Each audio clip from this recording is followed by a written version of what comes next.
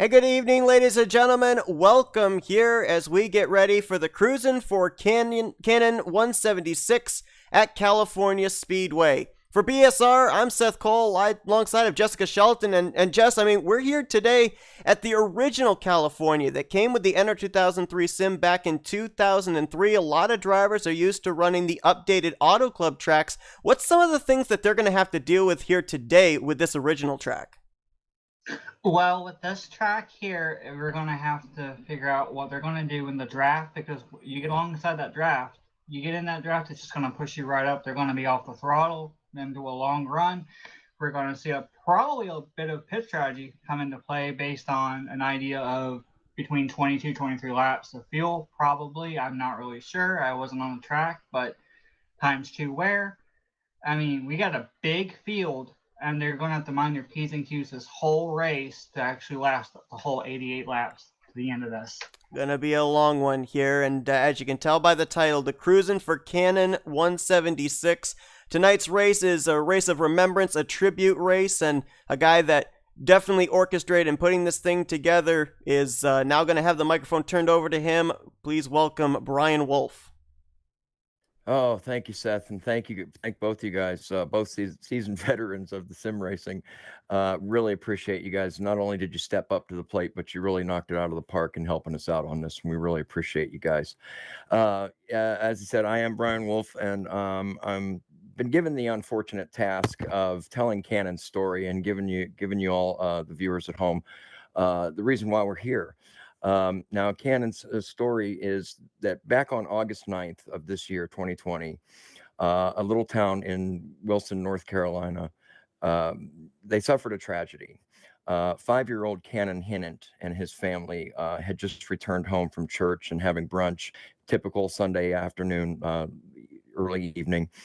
Cannon was outside of his home playing and riding his bike, one of his favorite things to do. His sisters were playing in the yard nearby. When out of nowhere, just pure evil walked from next door and took Cannon from his family. In the next blink of an eye, Cannon was on his way to heaven and receiving his wings. Now, in speaking directly to Cannon's family, we want to express our deepest, most heartfelt condolences.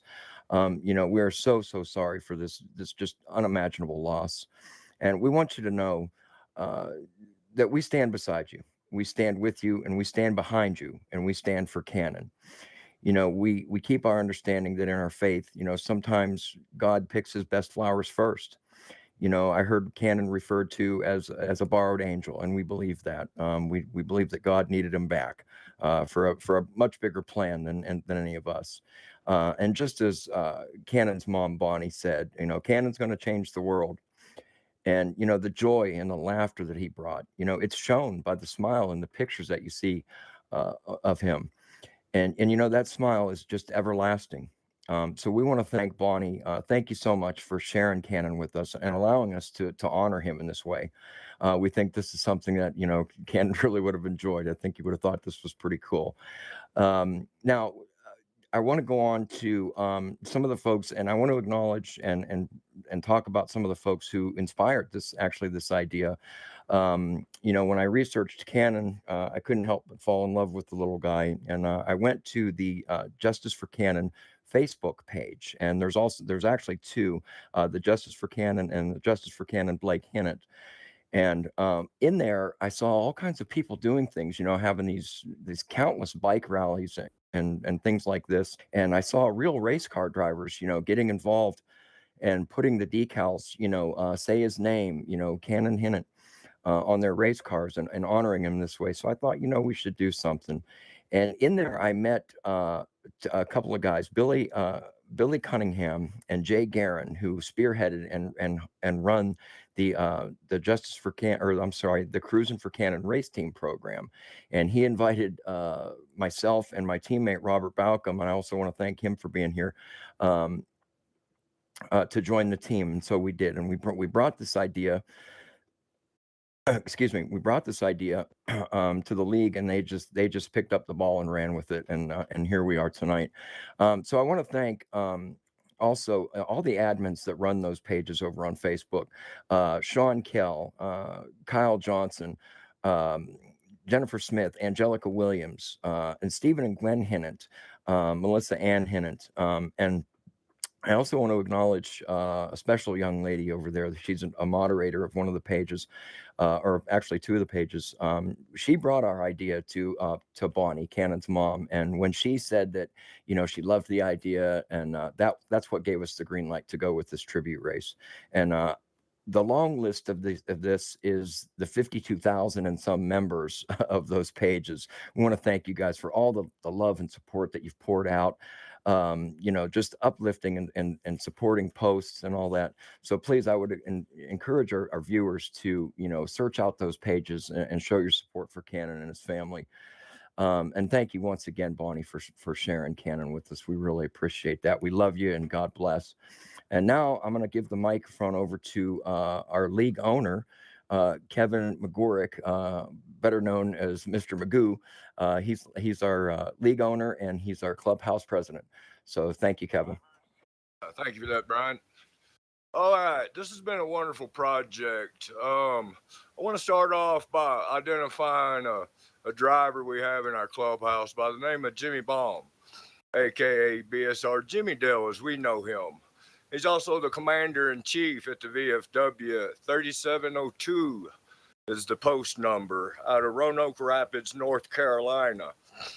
He has a young lady there by the name of Julie Powell. She took an interest in this. She's also the CEO at Barn Burner Promotions. She took a really nice interest in this and sent the clubhouse a very sizable donation to help out with this event. So definite props to you, Julie. Thank you. Also, we have a racer in our clubhouse, Jeff Havoc, and his girlfriend, Kim Wright. They have a daughter by the name of Rhonda Kay, and she is a producer and reporter for the Kansas City Morning News station KMBZ 98.1. She also took interest in this event and gave us considerable airtime this morning. So I'd like to give props to Rhonda K. Applegate, Jeff Havoc, and Kim Wright. Thank you guys. Also, special thanks to Kathy Voiles and Voiles Trucking and Brian Voiles, huge contributors to the clubhouse. Not only this clubhouse, several other sim racing environments, and have been through the years. Again, Seth Cole, Jessica from Flat Out Racing Network, on short notice, man, they took this on and have really come through with flying colors. And as you guys can imagine, there's a lot of drivers in here, so we've had a huge amount of car paints that's been requested, needed, and we have our own car painter by the name of BSR Wings. He has just been knocking car paints out of the park. A lot of other club members just doing crazy mad work behind the scenes to all help out and make this event just go smooth. And hopefully we put on a good show and we can entertain everybody. And that leads us to our invocation. So at this time, I'd like to introduce Brian Bowles, and he has the invocation prayer for this. Psalms 34:18 says, "The Lord is close to the brokenhearted. He rescues those whose spirits are crushed." I believe that many people felt this across the world as we learned of Cannon. We are also promised in Matthew 5:4, God blesses those who mourn, for they will be comforted. Our nation mourned this young man who many of us never had the privilege of meeting or knowing. For those closest to Cannon, his family and friends, Isaiah 41:10 tells us, don't be afraid, for I am with you. Don't be discouraged, for I am your God. I will strengthen you and help you. I will hold you up with my victorious right hand. Please bow your heads and let us pray.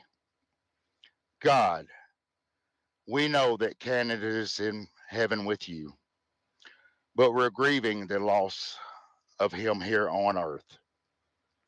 It seems devastating and unfair.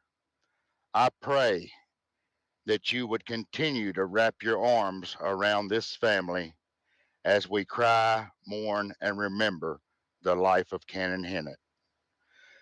Please be with his family as they mourn the loss of the hope they had for Canon's life.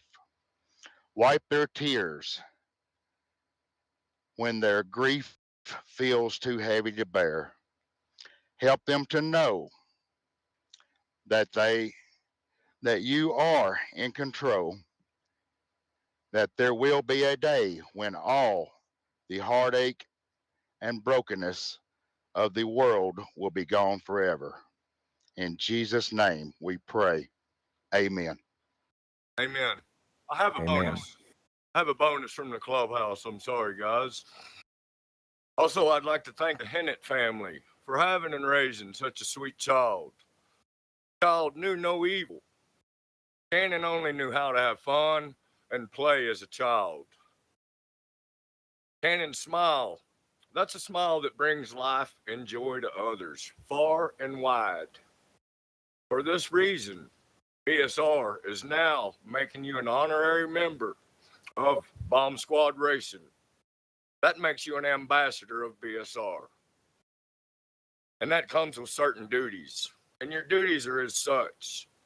You're to keep that smile on your journey to heaven, where we have other BSR members awaiting your arrival. We will see you on the track soon. Till then, rest in peace, BSR Cannon. We have the watch.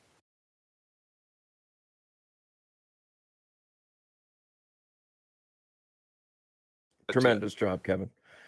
Tremendous job, Kevin. If I could, I know we have a couple few minutes here. We also kind of wanted to name Cannon our official pace car driver, but I think we're going to give him the night off tonight and let him ride with me. He's been riding with me in other leagues and stuff, and he's been keeping me calm and stuff. So I need him for one more night, Kevin. You got him, buddy.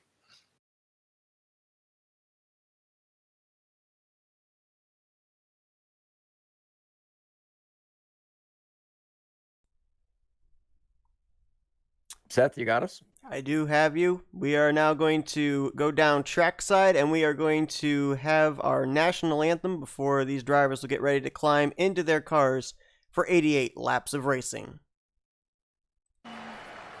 Oh, say, can you see by the dawn's early light what so proudly we hailed at the twilight's last gleaming, whose bright stripes and bright stars through the perilous fight o'er the ramparts we watched were so gallantly streaming, and the rockets red glare, the bombs bursting in air,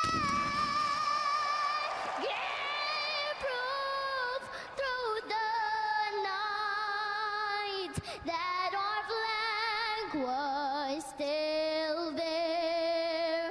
Oh, say does that star-spangled banner wave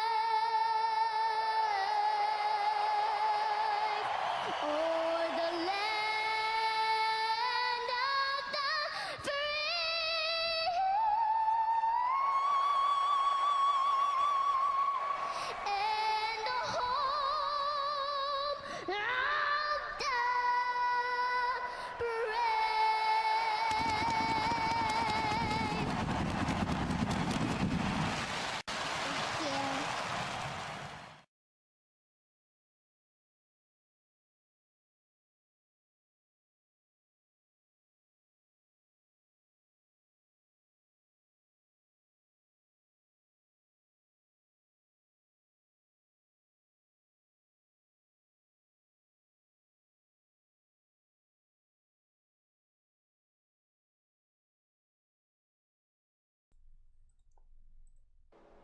We're moments away from these cars getting ready to grid up to get ready to go green flag racing here today at California Speedway. And, you know, you touched on it already, Jess, a number of the things that these drivers are going to have to deal with. Something that they're going to also have to deal with here tonight.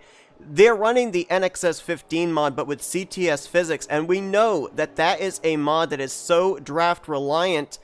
The way that the cars are set up with the open setup league they have here, drivers are going to have to hope they don't have their car tightened up too much, especially on the early run, because that aero push is going to be unbearable, especially coming off of turn 4 if we go into a longer green flag run. Yeah, but this being as big of a track as it is, a lot of these drivers are going to pretty much use this almost like a plate track. You know, it's they're going to be able to hold their own for a while, but this track is so draft reliant that they need to stay right there with the pack so they don't fall off. But you touched on it.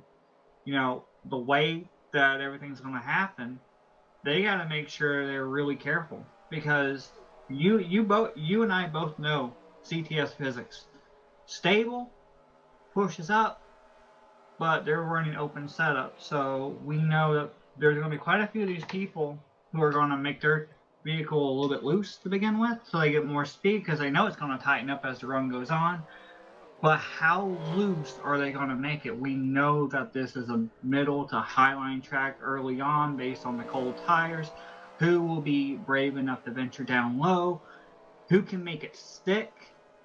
You know, it's basically a chess game all the way to the end, I would imagine. I mean, we look at the field. Look at this field.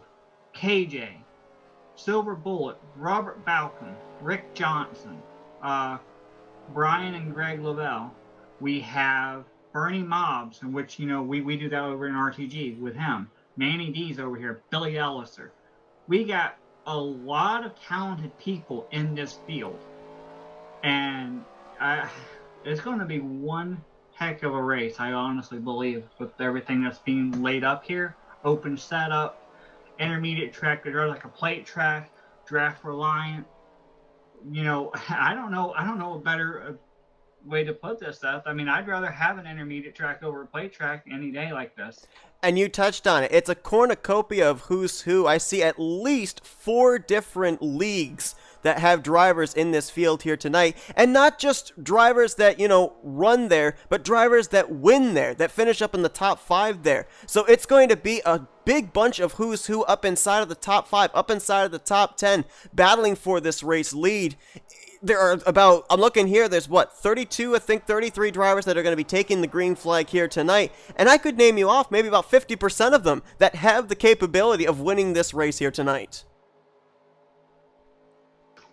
With everyone that's in here, you're right. Like, I don't know. You got another driver that I noticed that's here is Keith McQueen. And, you know, I've seen Denny Daniels pop in. I used to be part of Insomniacs, and I ran with a few of these VSR guys before in the past. They don't hold anything back. They're actually really smart and really calculated on what they're going to do and how they're going to make their moves. So, it couldn't come at a better track, put it that way. You got Daytona, everyone talks about those. This is technically Auto Club, California, however you want to spin it. I'm waiting for those, because this is going to be really exciting. I mean, what was it going to be, like 22, 23 laps on a tank of fuel? I wonder how bad the tires are going to wear. I mean, you were on the track earlier yourself. So, I mean, how bad was it for you? So, yeah, I got to take a couple of laps here on the racetrack. Obviously, as said, this is open setup, so my setup was not nearly as fast as a number of these guys out there. But basically, some of the takeaways I was able to get was you're going to see these drivers, especially early on in the run, especially if they have a loose setup to start with, they're going to want to migrate from the middle to outside line of the dark gray, especially in 1 and 2. 3 and 4, they may be a little bit brave and might try going down there, hooking the white line early on in this one. But the thing that really worries me in that You talked about the fact going into turn 1 in the cold tires. Here tonight, these drivers will not be going green on lap 1. When the green flag comes out, they will actually be taking a couple of laps under pacing, doing a 4-wide salute here this evening for Cannon Hinnant. That's going to cool those tires down a little bit more. When I was out there practicing, you start in practice with tires at peak temperature. So I didn't really get the feeling of what a car is going to be like going into turn 1 with the cooler conditions. These drivers are going to definitely be tiptoeing those first couple of laps, hoping that their cars stay underneath them as they're getting ready to line up here on pit road, and the pace car is about ready to lead them around here. Yep, and you touched on it. We're going to have a little bit of a tribute, because it says a tribute one-off race to honor a fallen, unfortunate issue that's happened. And Mr. Loyalty touched on it a little earlier, along with Magoo and Brian Wolf, which we send our condolences out to the families. They're going to do, I believe, a 4-wide tribute, correct? They are going to do a 4-wide tribute, and you see Denny Daniels, who's lined up on the pole, one of many who's actually got a Cannon Hinnant tribute scheme. The drivers that have those tribute schemes, they will be pulling up to the front of the 4-wide formation with everybody else lined up 4-wide behind them during this caution period. When they get the 1 to green here under this caution period, they will all line up in the original spots that they qualified, and they'll get ready to turn it loose here this evening for this main event.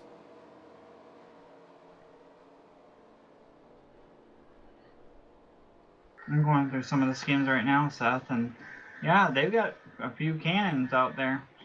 So really showing their support out here tonight, aren't they? Absolutely. As Magoo alluded to, one of the BSR painters, Wings, having a big hand in a number of the Cannon tribute schemes that we have here tonight, as I believe they're getting themselves ready to get into that 4-wide salute formation. Let's talk a little bit more about the race that's upcoming here as well, because you talked about the fact maybe 22, 23 laps of fuel with 88 laps, and if we also count in the fact that there's going to be about maybe 2 or 3 laps here that they'll be running under pacing, we're looking maybe at a 3-stop race. It all depends on when they decide to make that pit stop.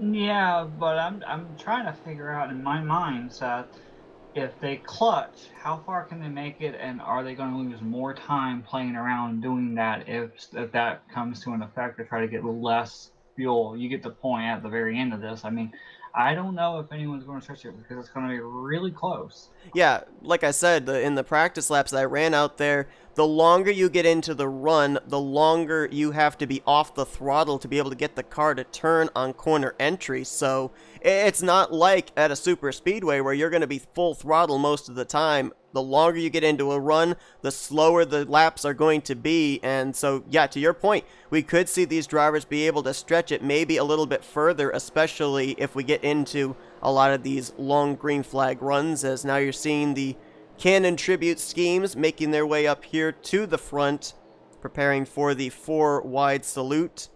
Looks like, is there any way we can get more of a TV shot on these guys? we'll see if we can be able to get it here with the spectator camera.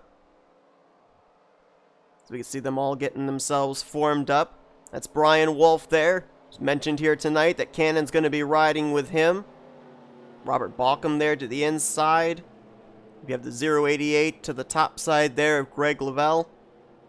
Number of other drivers back there that are also running the Cannon tribute schemes. I see the 37, our pole sitter Denny Daniels. Brian Lavelle in the 043. Just a tremendous amount of support and a lot of emotional support giving to these drivers regarding one person. I mean, it's great to see that they come together and bond together over a certain specific cause that really means a lot to them. Yeah, that's the cool thing, because, obviously every single one of these drivers here tonight want to take the checkered flag. They're racers, but more importantly, you've got different drivers from different leagues all coming together for a common cause. So yeah, it almost kind of chokes you up just seeing this tribute lap going on here, because that all these drivers, they kind of have their mind split in 2 ways. They're planning for when this thing eventually goes green, but at the same time, it's kind of a solemn moment. And I know that these drivers, they can't help but be in the moment right now. reminds me of the time we lost Dan Weldon. Yes. I mean, everyone coming together to bond together over one certain person that everyone, even if you didn't know him, you know, in a way, while you're watching it and being part of it, you started to get wrapped into the moment. You kind of felt like you somewhat knew what was going on, one way or another. Absolutely. Yep, I know exactly what you're talking about. Ironically enough, at that point, I didn't even know who Dan Weldon was. I saw just a random clip on YouTube, and at that point, you know, not even knowing who Dan Weldon was at the time, was completely caught up in the moment. You had like this overwhelming feeling of sadness, and you know, in the same case here, you know, I never even knew the story of Canon Hinnant until maybe about 2.5 weeks ago, and completely captivated by the support that's come out with that, and just the fact here tonight, even in the sim racing world, we've got drivers coming out here in a special event race to be able to honor him, pay tribute to him, as well as his family, and the guy right out there in front, Brian Wolf, the chief orchestrator in putting this whole thing together. He was the one that reached out to us. He's been the one that's been calling a lot of the shots, getting everything prepared. He was the one that reached out to Bomb Squad Racing to be able to have this one-off in their server, and just has done a tremendous amount of work. So a great amount of the credit obviously goes to Brian Wolf, and looks like these drivers are still going to be able to do one more pace lap here. Looks like more than likely we are going to be going green flag racing on lap number 5, and I believe Brian alluded to it earlier, the fact that Canon Hinnant was obviously lost to us at age 5, and so when we go green on lap 5, we will be having a silent lap 5 here in honor of Canon. And I don't know if they could have planned that any better. That just seems perfect, the fact that we're going to be starting this race with a moment of silence. Well, as long as they don't get black flagged, because, you know, they've been going under caution in the different orders, so I'm hoping that everything is sorted out real quick before we actually have that moment. We don't want it to have a slight little issue with black flags here, you know? Yeah, I think since they were under caution, I think that if they at least get into their original spots again here when the caution came out, they should be okay. Looks like these drivers are now getting into their original spots. Lights should be going out atop the pace car this next time by. No, this is lap 3. They're coming to lap 4, Seth. So we should be going green on lap 5 here tonight in the Cruisin' for Canon 176. Well, something I want to quickly touch on real quick. We were alluding to how loose the setup might be for these people running the bottom because it's an open setup. What I'm curious about is, what about these drivers that accidentally touch the apron off of 2 and going into 3 on the early runs? That's what I'm really concerned about right now. Yeah, coming off Because of they're 2. going to be starting on the bottom. You know, they can't push themselves up to the top if you got a car up there. So I wonder what's going to happen with this. I wonder if they're going to be really careful, or if they're going to try to force it and push it to quickly get up there to stabilize themselves. I agree with you with the off of 2 on that inside line. I mean, a lot of drivers are able to kind of counter steer to be able to come off the corner if the back ends want to come around, but you just touched on it. You know, this is California. This is an auto club. It's a little more narrow coming off of turn 2 onto the back straightaway, so there's no guarantee that that car on the outside line is going to give you the room you need to be able to straighten the car out. And another thing as well that we should also allude to is, you see that white line down there on the inside? That's just down there to let drivers know the boundaries of where the racetrack starts and the apron starts. Over in 3 and 4, that apron is actually a viable lane, and if push comes to shove in the closing stages of this race and someone has a setup that can turn down to that line, we may see that come into play with a checkered flag maybe on the line. Making their way here. Oh, sorry. Yeah, I was going to say we're getting ready to go into 4 and about to start the silent lap at the very start of it, like you alluded to, Seth. So it's going to be Denny Daniels who got the pole position, and Keith McLean in the 28 that are going to lead us down here. This first green flag lap of the night will be a silent one in honor of Canon Hinnant, as the Cruisin' for Canon 176 at California is finally going to go green.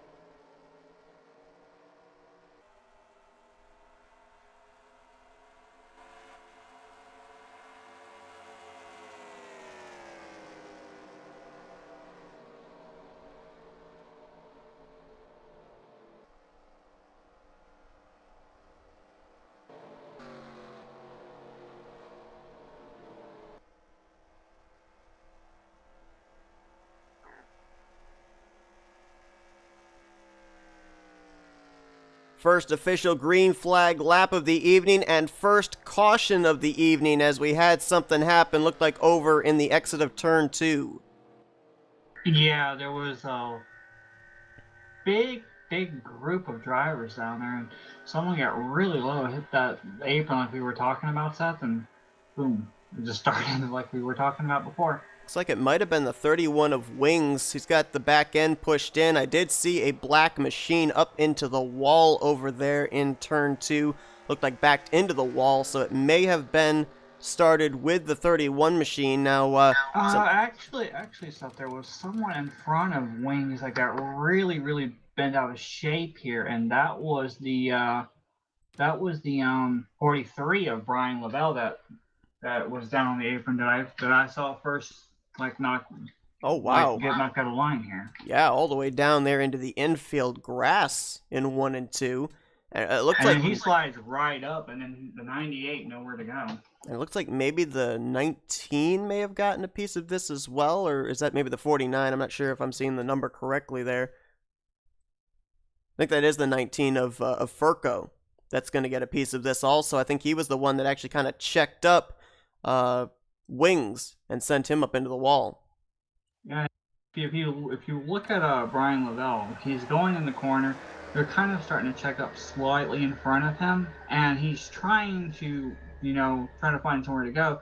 And as he's going a little bit lower, it just pulls him straight down. And when he hits that apron on those cold tires, nothing he can do. It's going around. Right then, it's just hope, God save me at that point. And unfortunately, he came right back up. And like I said earlier, like I said a moment ago, it's just the 98 got into him, and it was on from there. Yeah, and that's a huge hit for the 98 of Jay Casedo, as even with moderate damage, you do not want to hit someone with the front end of your race car, especially at a track that is so aerodynamically dependent and has such long straightaways as California. We'll look and see here what happened to Wings. Well, a few of these drivers coming down the pit road, top off. I'm not sure if everyone, I don't think everyone was involved in that one that came down the pit. There's what happened to Wings as Furco was trying to give room to the 43 that was spinning back up the track. Wings with some, not too bad, but definitely some rear end damage there, making most of his contact with the right rear quarter panel of his Chevrolet Camaro. But man, if you consider this lap 1, that is awfully early if you're looking at the 98 to have that kind of front end damage. This is going to be a very long rest of the race if that car is down on some power. Yeah, because that front end's got to basically be able to dip, and that back end, that spoiler and everything, we talk about some of these plate tracks. I know this isn't a plate track, but we're looking at Giraffe Reliant. Sometimes you can get hit pretty good in the side and still manage to somewhat stay up to pace, right? But this isn't like one of those big ones. This is more, we're talking about open setup, so any damage you get on the front or that back end, it's definitely going to affect you in the long term. And we have a driver that is already out of the race. That is going to be the number 19 of Furco. He will finish 33rd here tonight, so really didn't even get to complete a full green flag lap before taking his car back to the garage area. And I just want to quickly touch on something you talked about, Jess, when we were looking at the replay about a number of drivers coming down pit road. Do you think it's possible that maybe what they decided was, I don't like the way my car feels going into turns 1 and 2. I'm going to come down, maybe put a little more wedge, a little bit more track bar in this thing, make it tighten up a bit? A quick test. Yeah, exactly. Well, I'm sure some of these guys that were on that bottom that kind of felt how it was in that turn 1, they saw what also happened to their fellow driver, and they're like, okay, well, maybe if I come in and just touch it all, or maybe some of these guys, they like how their car feels, but they don't like being in the middle of this group, so they're going to the back because they're not up near the front, so they can have that leniency to back off the throttle and not check up anyone. They can be up on the high side and get out of the way probably too. Denny Daniel started on point. He'll be taking us back to green. We saw that inside line get the advantage, at least through 1 and 2 there on the initial start of this race. So Ricky Johnson will now be in second, but now he'll be up on the top side of row 1. Keith McLean, who he was able to take advantage of, is going to line up where Ricky Johnson was on the last start. So we'll see if the 28 is going to be able to take that second position back. Then it's going to be Chevy Chase and Nelly completing the top 5. Rick Craddock, Terry Scott, Diesel, Dave McLean, and Bernie Mobbs going to be the top 10 when we go back green. Lights are out atop the pace car, and with some of those drivers coming down pit road and topping off the fuel tank, it's going to be difficult to kind of keep track of who pitted when, because some of these guys, they may be good to make it till about maybe lap 32 or so. Some of these other guys might be able to make it past lap 35. Well, with Denny staying out, I think Denny and Rick and Keith are kind of like the focal point. Okay, well, we're just going to watch them, and then we'll get an idea about how long you can go. But these other guys back here, yeah, I mean, they only got like a couple laps. You know, they got like maybe a few laps if you want to count the tribute lap and the lap 1 and these caution laps under their tires. So it's not really too warm, but get a little bit of extra fuel in that tank, you go a little bit further in case that, because we've seen it recently in other leagues, that caution comes right out when they're pitting. So maybe this might be a benefactor at that point too. Yeah, we'll have to see about that, as well as the fact that, you know, Auto Club is one of those tracks, if you're running up at the front, if you come down pit road under green flag conditions, you can get a 4-tire stop done and get back out still remaining on the lead lap. Obviously, we've got to go into a long enough run to have that happen, but you got to wonder if, you know, these drivers, are they set up to get onto pit road? Because the last time I remember getting onto pit road at this racetrack, it was so difficult, the back end wanting to snap around, and based on how these drivers have their cars set up, it may be an issue for them as well. Well, coming all the way down from 180 miles an hour, 190 all the way down at that point to like, what was it, like 45, 55 miles 55, an hour? I It's believe. kind of iffy. Yep. We're about to go back to green, so. Denny Daniels gets us back underway here on lap number 10. Ricky Johnson, let's see if he's going to let the 37 go and try and tuck in line. Not quite clear yet. As looks like he will now tuck in line in front of Keith McLean. Going to take it a little bit lower there in 1 and 2 and challenge for the lead. Yeah, if you look at these guys, they're not right there on the bottom going into 1. They're managing it a little bit lower on turn 2. And because they're able to do that and get that run into 2, you know, they're not all the way down there in 1. If they were down there in 1, I would be really, really worried about them spinning out. And it looks like they're starting to spread out a little bit back here around the 18th position where Monty Keller is. It seems like they're kind of breaking up. It looks like they're really taking it careful and slow to start out with that. Yeah, it's amazing how an early caution can kind of make drivers second guess themselves. They start aggressive on the first lap, yellow comes out and they think, maybe I don't want to push it that hard. But one driver that was not lifting 3 wide up the middle down the back straightaway was Dave McLean, was 9th last time by, and now he's been able to work his way up to the 7th position. So that 34 is coming. 43 is getting out of shape over here off of turn 2 again. Sorry to interrupt. And he's down on the apron. Doesn't look like the caution will come out for that, as Brian Lavelle, second time here today. We've seen him have an issue over in turns 1 and 2. Yeah, I saw him go down. He made a move and he almost slid up into the driver that was above him, and then he just turned to the left and the car almost got away from him. It's like what we said. Really loose, you go down low, too low, it's going to pull you down and you're going to get sideways and it's going to be pretty much lights out. So luckily, he saved it that time, which is a really good fortune benefit for him. But I'm noticing these drivers that they're running the middle going into 1, and if they do go low, they're not going so low on that white line anymore. They're a little bit above that white line. So, like I said at the very beginning of the restart, they've learned from that slight little error that happened right away. And it's good to see that they're going into a little bit of a green flag run now. But, I mean, if you're way back here, like for example with Billy Elliser back here in the 29th position at the moment, is this a really good idea to be this far back? Do you want to push it, or you get the point? Because if you're so far back when pit stops happen, you will gain if you stay out, but you got to be banking on a caution.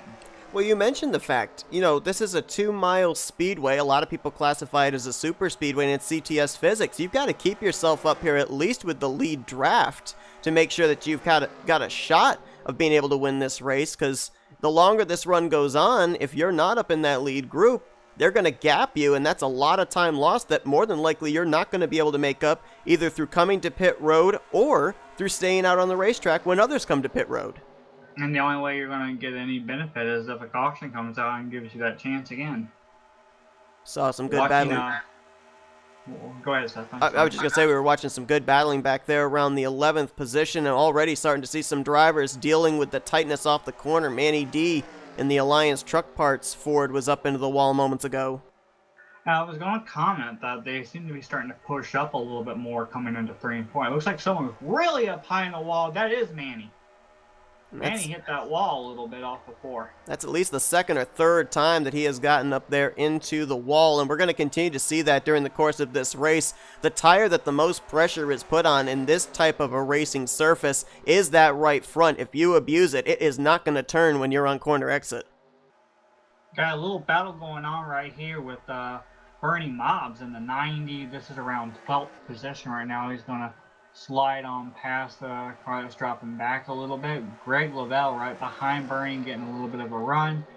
Nice battling all over the place. They're giving a lot of room to each other now, but I mean, these guys from like 10th on back, they've got to figure out what they can do here. And from what I can see in front, I just saw a little bit of a warp from KJ a little bit in the 029. So we got to watch that and make sure that he doesn't get in a big pack, otherwise that might be a little bit of an issue going on later in the field.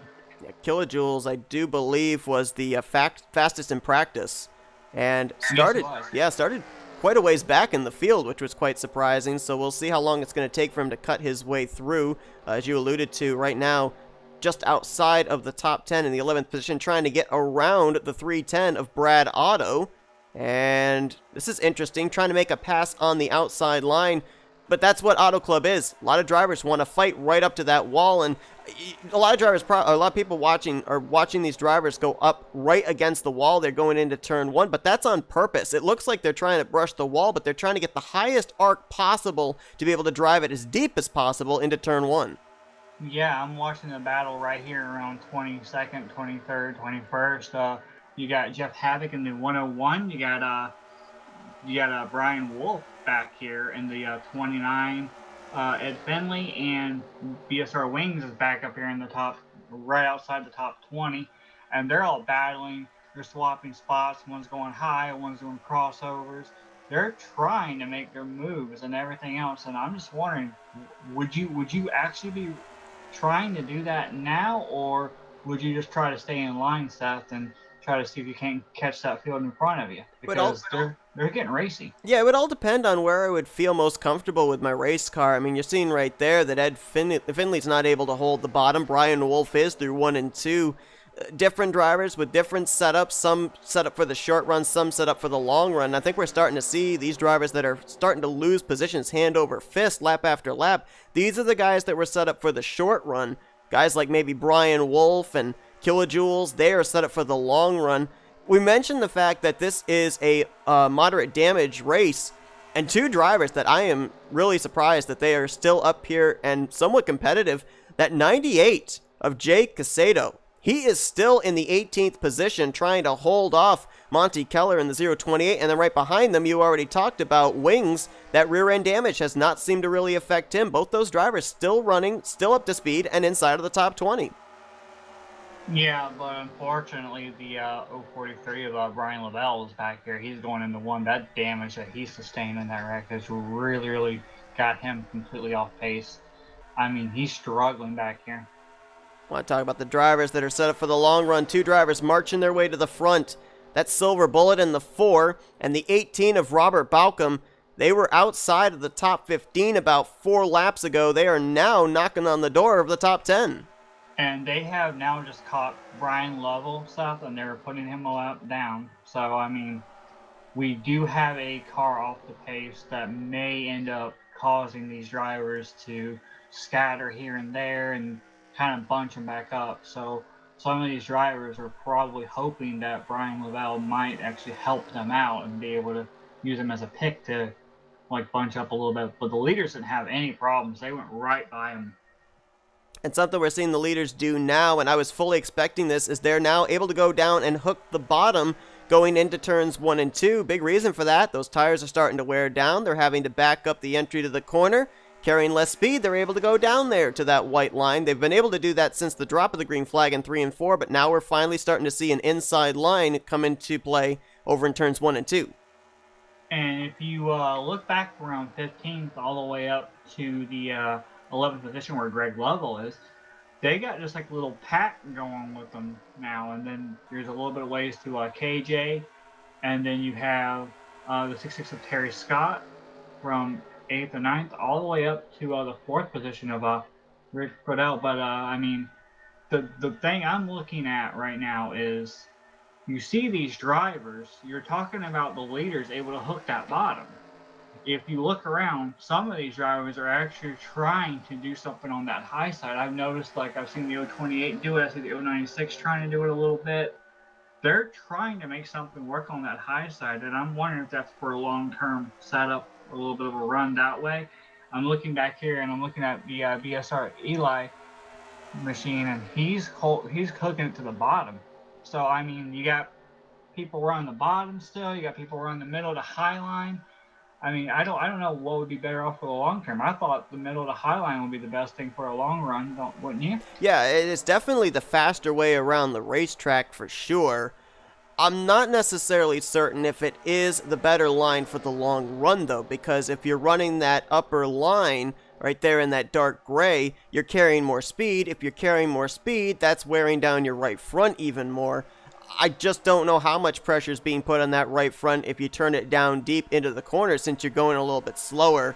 Maybe it evens out. I'm not sure. Obviously, Go ahead. I was just going to say, obviously with being open setup, these drivers are able to kind of manipulate that in some ways with how they're able to turn to the corner, how much wheel they put into it. But just from a spectator standpoint, I'm not really sure which would be the preferred line as far as preserving your tires for the long run.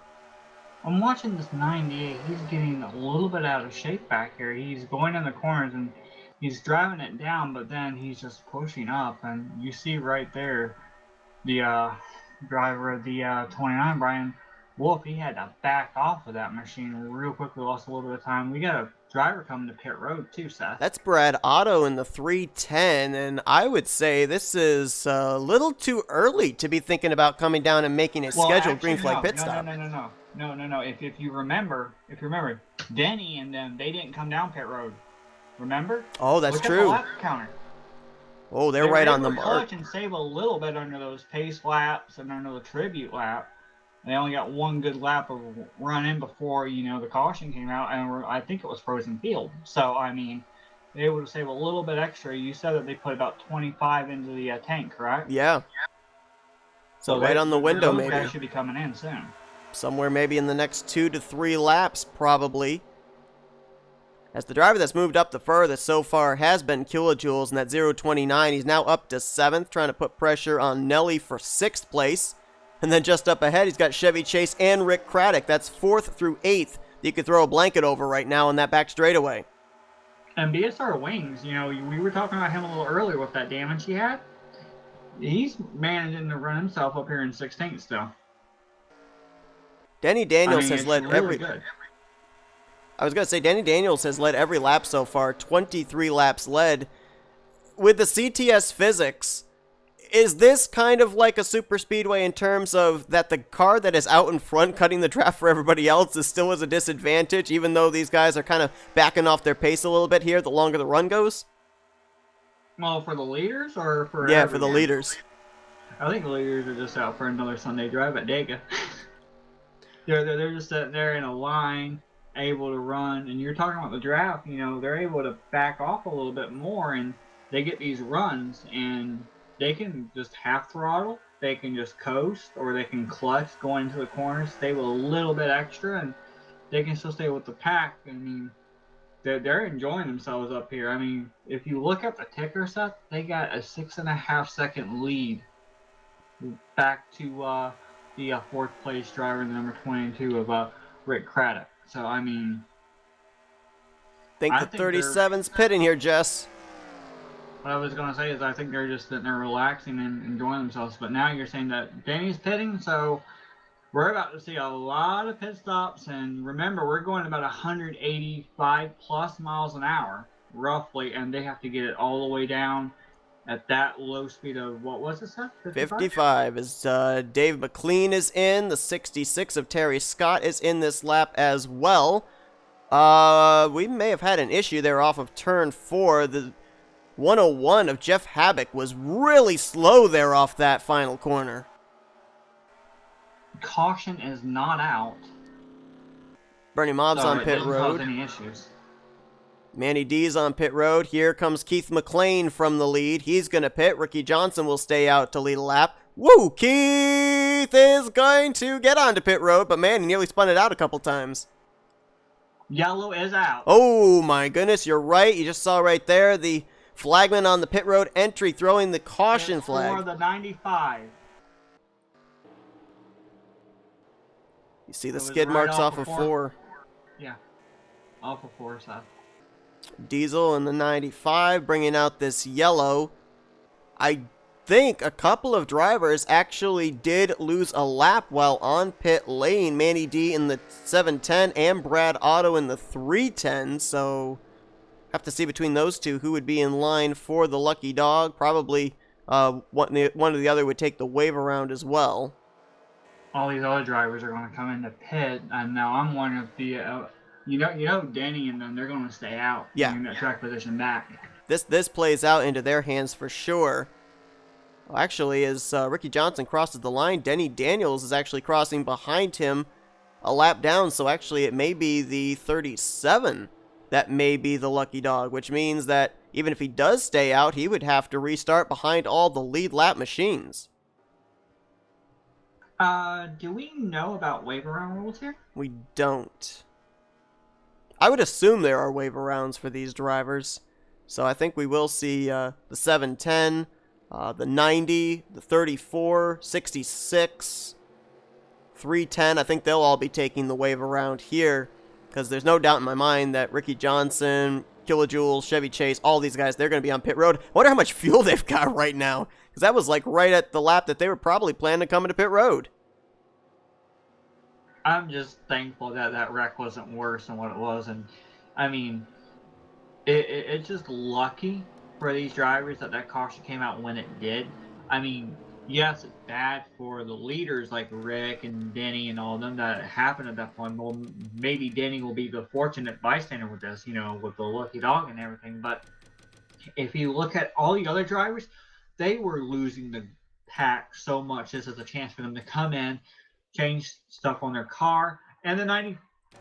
Yeah, and it's like, I would imagine, based on what we've seen, Seth, you know how it was so tight and so loose and we saw drivers on the bottom? I think now that they've got their idea about what's going to happen and how things are going to go, so I think this is going to be a little bit more of a, it should be a little bit more of a pack race this time by, I would imagine, now that they got an idea of what they can do after a pretty good lengthy run. Yeah, a little bit more comfortable. They've been able to go into a long enough run that they'll be able to make adjustments for that. I definitely agree with you. I think we saw the field split up into maybe a couple groups of maybe 5 groups or 6 groups all the way through the field. I think you're right. I think some of these drivers now that were kind of laying in wait, seeing what they had, I think that now they're going to feel, all right, I'm comfortable. I'm going to get up there and see what I've got here for these top 3 that were able to break away on that last run. And these other drivers are going to change a lot of stuff on their cars to make it a little bit better so they can actually stay with the pack this time. I mean, I don't know. Give me an opinion. What would you do in this scenario? Would you go back to trying to be cautious and just try to get out of the way and just ride and hope that another caution would come out and try to save your stuff? Or would you push it so hard to that bottom and try to gain some spots early on, Seth?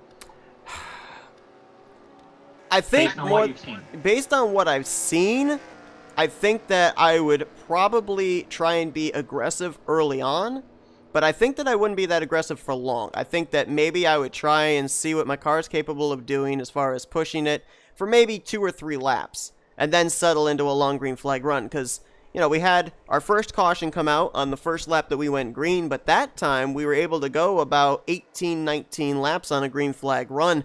I just feel that if we are going to set the pace of these drivers doing the long green flag run, you cannot burn up your stuff early on. Saw a number of drivers start fading towards the back. The 11 of Lead Dog was falling towards the back. Saw the 101 of Jeff Habak having issues on the long run. it just seems like you're a sitting duck if you use up your stuff too early on. And looking at Denny came back down the pit. I believe that was due to being the lucky dog. Looks like Rick Johnson came in the pit too, because he was leading up there at the top of the board, unless he went back to fifth. I'm not sure if the leaderboard had cycled around or not exactly, but yeah, Denny came back in the pit, so he's going to be the first car. So I wonder how Denny's going to make his way back through the field. I wonder if it's going to be aggressive or if he's just going to ride. But you were saying that you would be aggressive to begin with. I kind of think you have to be really aggressive to stay with that lead group, because, you know, you're going to fall back, obviously, through the whole race itself. I mean, yeah, at least if you be aggressive and gain positions early on, you'll be with that pack, and you might fall from, say, for example, if you restart 8th and you pick up a couple of spots and you get up to 5th, yeah, you're going to fall back probably down to 13th, 15th, 16th, but you'd be in a lot better shape than if you actually let off early, and you'd be pretty much way back in the late 20s back there, and you wouldn't be able to catch up. Yeah, it's a great point. And another thing that you alluded to there with Denny Daniels starting towards the back, it's the first time here tonight that he's going to be restarting back in traffic. He has spent the first, 25 laps of this race out in front in that clean air. We mentioned the fact when you're in somebody's draft, you experience that aero push. So, you know, he had his car set up to start on the pole and start out there in the front. Wonder if he had to make any major adjustments to be able to have it maneuver its way through traffic here on this restart. And I'm looking at the chat log real quick. Got a couple of EOLs right now. 101, the 31 of Wing. He's got an EOL 3. So yeah, couple of EOLs here, Seth. It will be Keith McLean who will get us back underway. He was running second for a good portion of that last green flag run. Kilojoules will line up to his outside in second. Chevy Chase in third. Robert Balcom up in fourth. Rick Johnson is going to roll off from fifth place, followed by Greg Lavelle, Nelly Steven, Jay Casado. I can't believe I'm saying this. The 98 is up in the 9th position inside of the top 10. And completing the top 10 is going to be Brian Wolf in the 29. Got the 66 coming up here. I'm not sure what's going on there with Terry Scott. Hopefully they get that settled out before we go green. Now we're coming back around, start at lap 35. So if we get an idea here, Seth, another 25 laps or so, that's going to put us about where? That would put us around 60? lap 59, 60, yeah. Oh, man. Would they be willing to try and stretch it 3 extra laps during this run? You see what I'm looking at now? Wow, can you save a lap and a half on 2 green flag runs and save that 3 laps of fuel? That's going to be interesting. Is your name Grant Wesley? Could be. Could be Feld. Who knows? As Keith McLean gets us back underway, Kilojoules got a good restart there as well. Both were dead even crossing the start-finish line. We'll see which lane's going to have the advantage into turns 1 and 2. Remember, they got cold tires, so I hope they remember that. Oh! Denny's on the apron. A couple drivers in front of him on the apron. Oh, Monty Keller's going to loop it around. Oh, he's going to hit that wall hard. Oh, man, hard hit for the Western Auto Chevrolet, but I think no caution. Yeah, I thought he was underneath the apron when that car snapped around, so no yellow to save him. Did you see Denny back there? He was on the apron. He saved it, came back up carefully. He was off the gas. And now it looks like the 22 is a little bit loose, and looks like he's going on the high side around him and getting on his position here. But man, oh man, a little bit of a rough start there on that restart, Seth. And it looks like they're getting single file, and looks like the top 20 or top 18 are kind of breaking away from the rest of this pack again. They're really getting single file and spread out once more. Yeah, we had 3 cars break away. Oh, there's a car around the backstretch. That would be the 34 of Dave McLean again. And I believe the 11 may have gotten a piece. Saw some front-end damage there. That, I believe, will... No, it will not bring out a caution there either. He didn't get looped all the way around until after he hit the apron and underneath that white line, Seth. Well, I'm pretty sure the Chick-fil-A Chevrolet of Lee Dog got a piece of it. That hood is all buckled up. Oh, someone blew up. Denny blew up. Save it, Denny. And somehow still no caution. Usually a debris caution comes out for this, but no yellow yet. Oh my! And there's a wreck there's a wreck off of 2. Another car spinning there. I believe that is the 80 of Ed Finley. And still I don't think the yellow flags come out. Yellow is out. Yellow finally does come out. And I have to assume this probably was for the 37 of Denny Daniels. Keith McLean will lead him back to the field, but I was watching Denny, and Denny had just crossed the line. I was about to mention how he has picked up so many positions, how he's running 18th, and he was on a mission to get back up to the front. And just as I was about to talk, when you got done talking, boom, the engine let go. And again, like I said, first time today he's had to restart back in traffic. You have to wonder what maybe the grill tape was set on that race car. Maybe set perfectly for being out in clean air, but not necessarily in traffic. That's a heartbreaker for him because he was flying. I think he probably had possibly the best car because he was coming through that field in a hurry. Absolutely. Had the pole position for this race, led the first 25 laps, and due to an untimely caution after he'd already been to pit road, trapped him a lap down, had to start at the tail end of the field as the lucky dog. We're trying to see if we can take a look at everything that happened here under this green flag run. A lot to look at. I do want to point out something. The 98 car sitting here in 7th, Seth. I'm still in shock about that. We had a car in a previous broadcast that I was shocked how it finished 3rd. I think it flipped upside down at Bristol. So, it is possible for these miracle runs to take place. They're all coming down pit road, Seth. Take a look and see if we can find what happened with a number of our drivers here under this green flag run. I believe the first car that went around was the 028 of Monty Keller. So let's see what happened to him. He had the 11 right behind him, but I don't think there was any contact between the two. You said you thought that the car got a little bit of contact on that front end, didn't you? Yeah, the 11. I'm pretty sure when we go back and look at the incident that I believe involved the 34 of Dave McLean, I think we're going to be seeing that he and the 11 got together. We'll take a look at that one right now.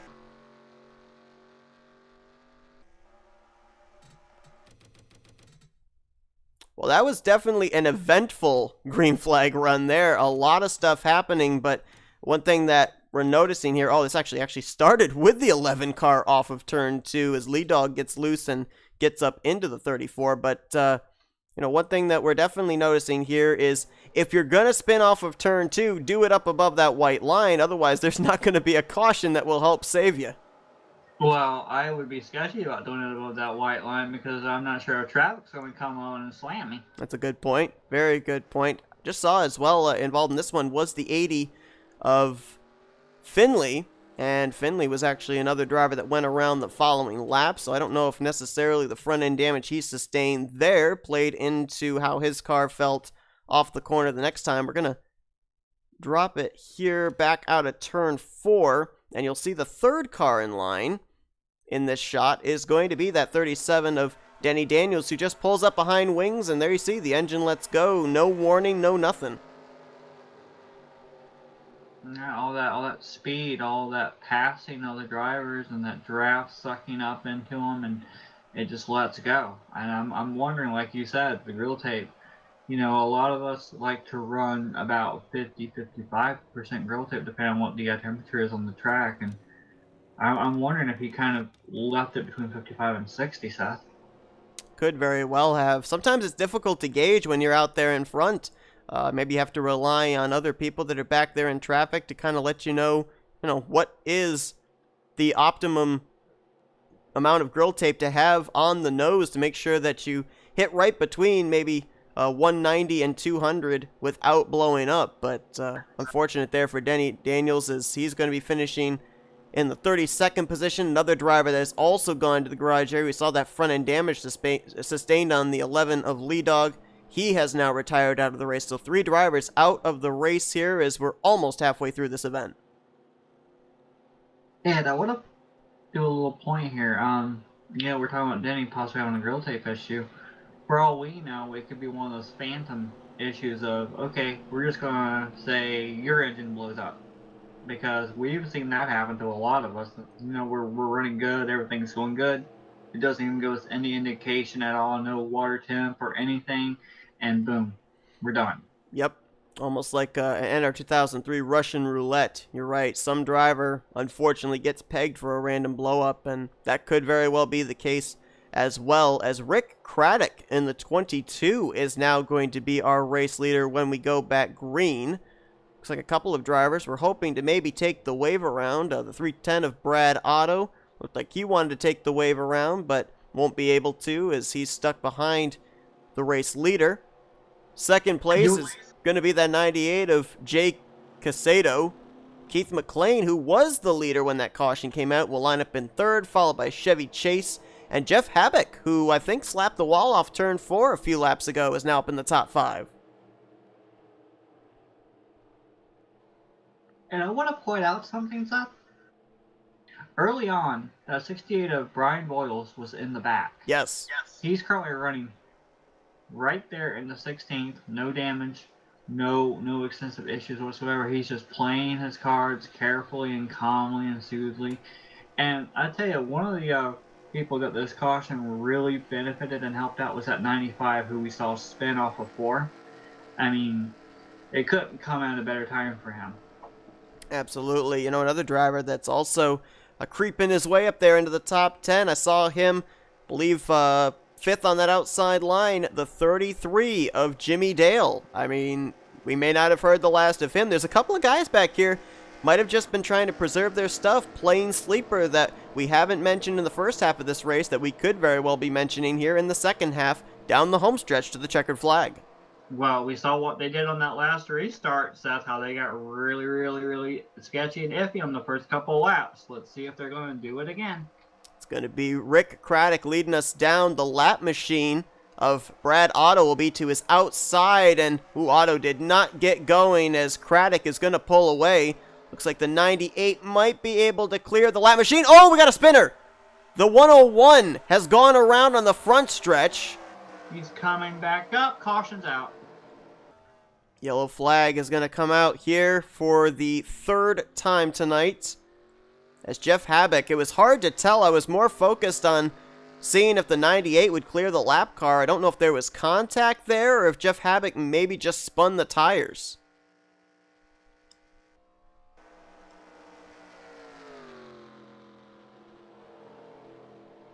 Rick Craddock's going to take the caution flag here. And the 310 of Brad Otto, who was trying to race to get his lap back, now will be the recipient of the free pass. Should give us 28 cars at least on the lead lap when we go back green. And Seth, bringing to a point here, if they pit this time, 43, you add 25 onto that, they're at 68.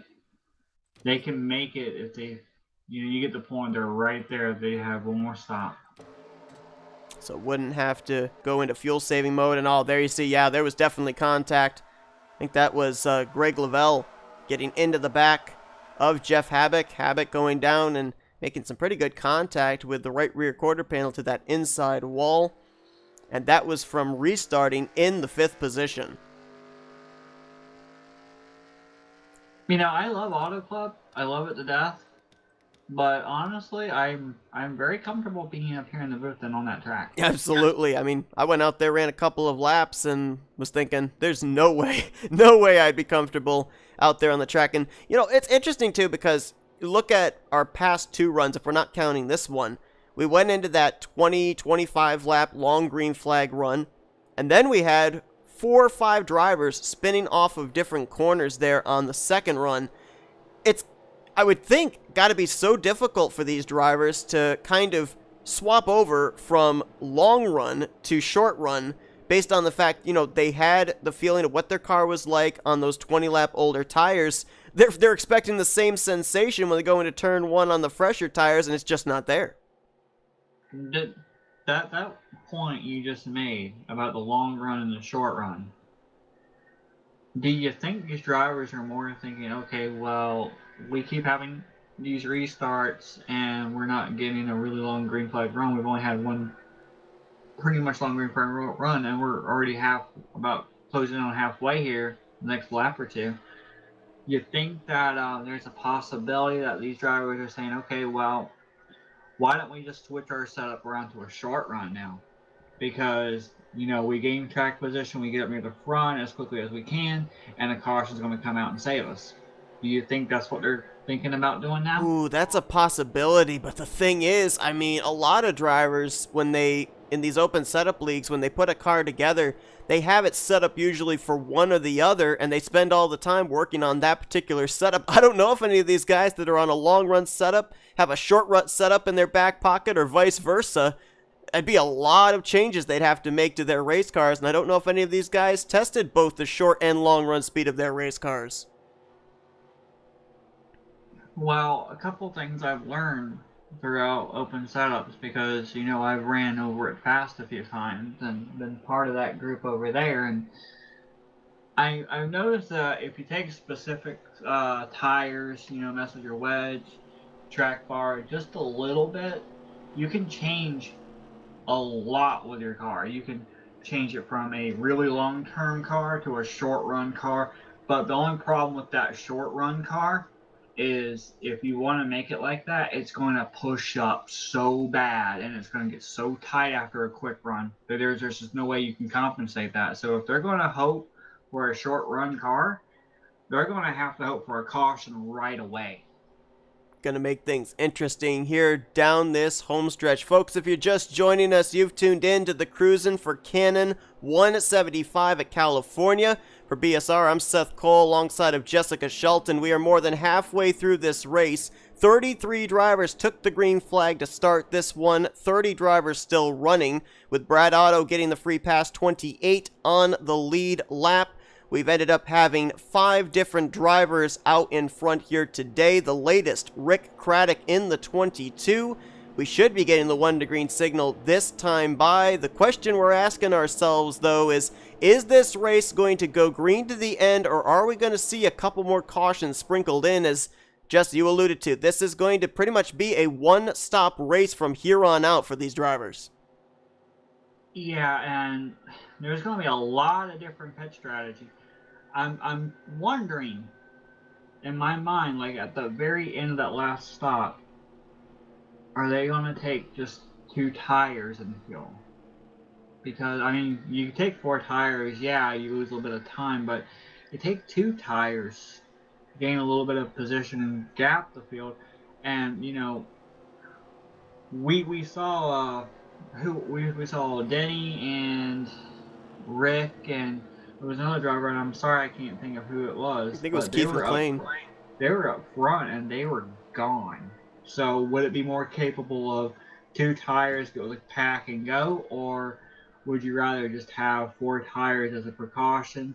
I mean, I don't know what these drivers are doing because I don't know how bad the tire wear is, so I can't really give an idea of that. I'm just thinking about what we've seen in the past at these intermediate tracks. And going on lap 47, here, we're going to go back to green stuff. I mean, I'm just wondering, like I said, if they can change a lot of stuff on their cars, because you had several caution laps to come in, change quite a bit of things, get this set up for a short run, do you think it's worth it? Because you see what these guys have done on cold tires. You've seen the issues that they've had in the past several restarts, and it's just the way this track drives, and I'm just wondering, can they go, or are they going to have a caution again, and who's going to gain the most out of that? Yeah, and it's going to be tough for these drivers to plan for that as well. I mean, you go back to Denny Daniels. He was coming down for a routine green flag pit stop and found himself trapped a lap down. And, of course, we know the engine woes that he had afterwards. So, I mean, these drivers, they can't plan for when those yellows come out, if they come out. But we are back underway here. Lap 47 is going to go up on the board as Craddock going to clear the 98.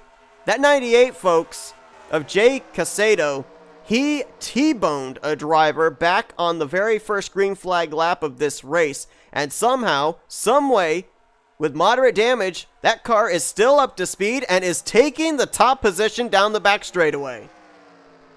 clean and green all the way back to 31 of wings back here, Seth. So looks like we're gonna make it one lap. So anyone who might have changed something, they gotta be really, really careful with what they're gonna do here. And you're talking about the 98. I mean, the 31 of wings, he's still in this, and he got a little bit of back end damage, and he's managed himself pretty nicely.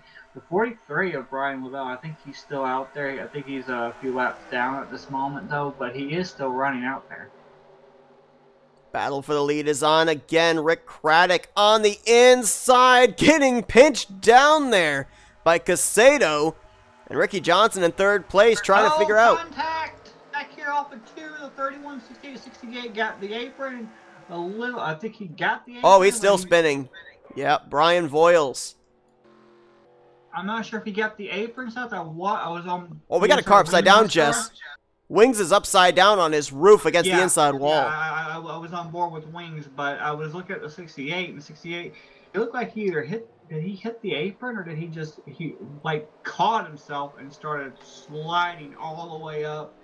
He barely made contact with the car on his outside right there against the wall for 2, and that sent the 68 all the way back down right in front of the 31 machine. And the 33 of Jimmy Dale got a piece of that also. So bad for the 31. He was still in the race, still manning himself nicely. I mean, seems like this track is picking and choosing who it wants to pick on and tease tonight.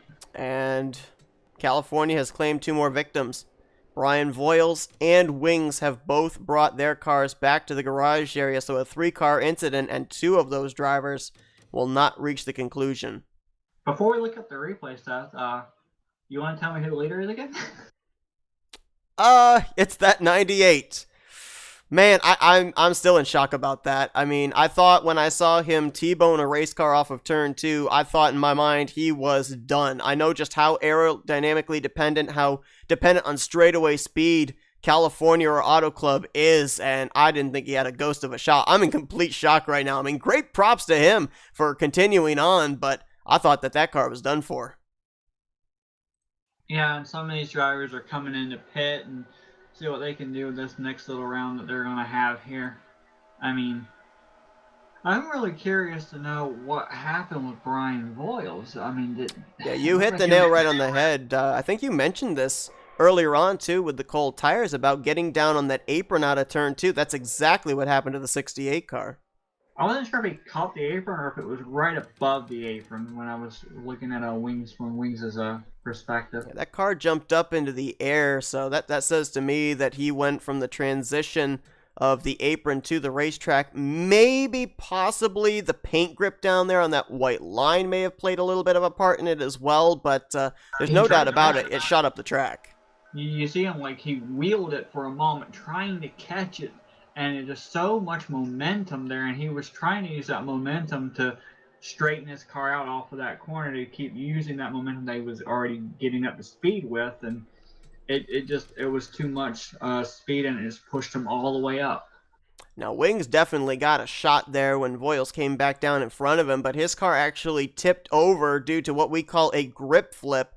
Some of these tracks do have a little bit of extra grip in them to be able to allow drivers to maneuver their way through the corners, and when you get too hard on the brakes at just the wrong angle, the car will actually get top heavy and flip over onto its roof, and that's what happened to the 31. Don't tell Rick Thompson about grip, please. Let's see what happened to the 33 here. Oh, he was trying to think not to run into the back of, I think that was Greg Lavelle. Went up and almost clipped the 101 of Jeff Habak.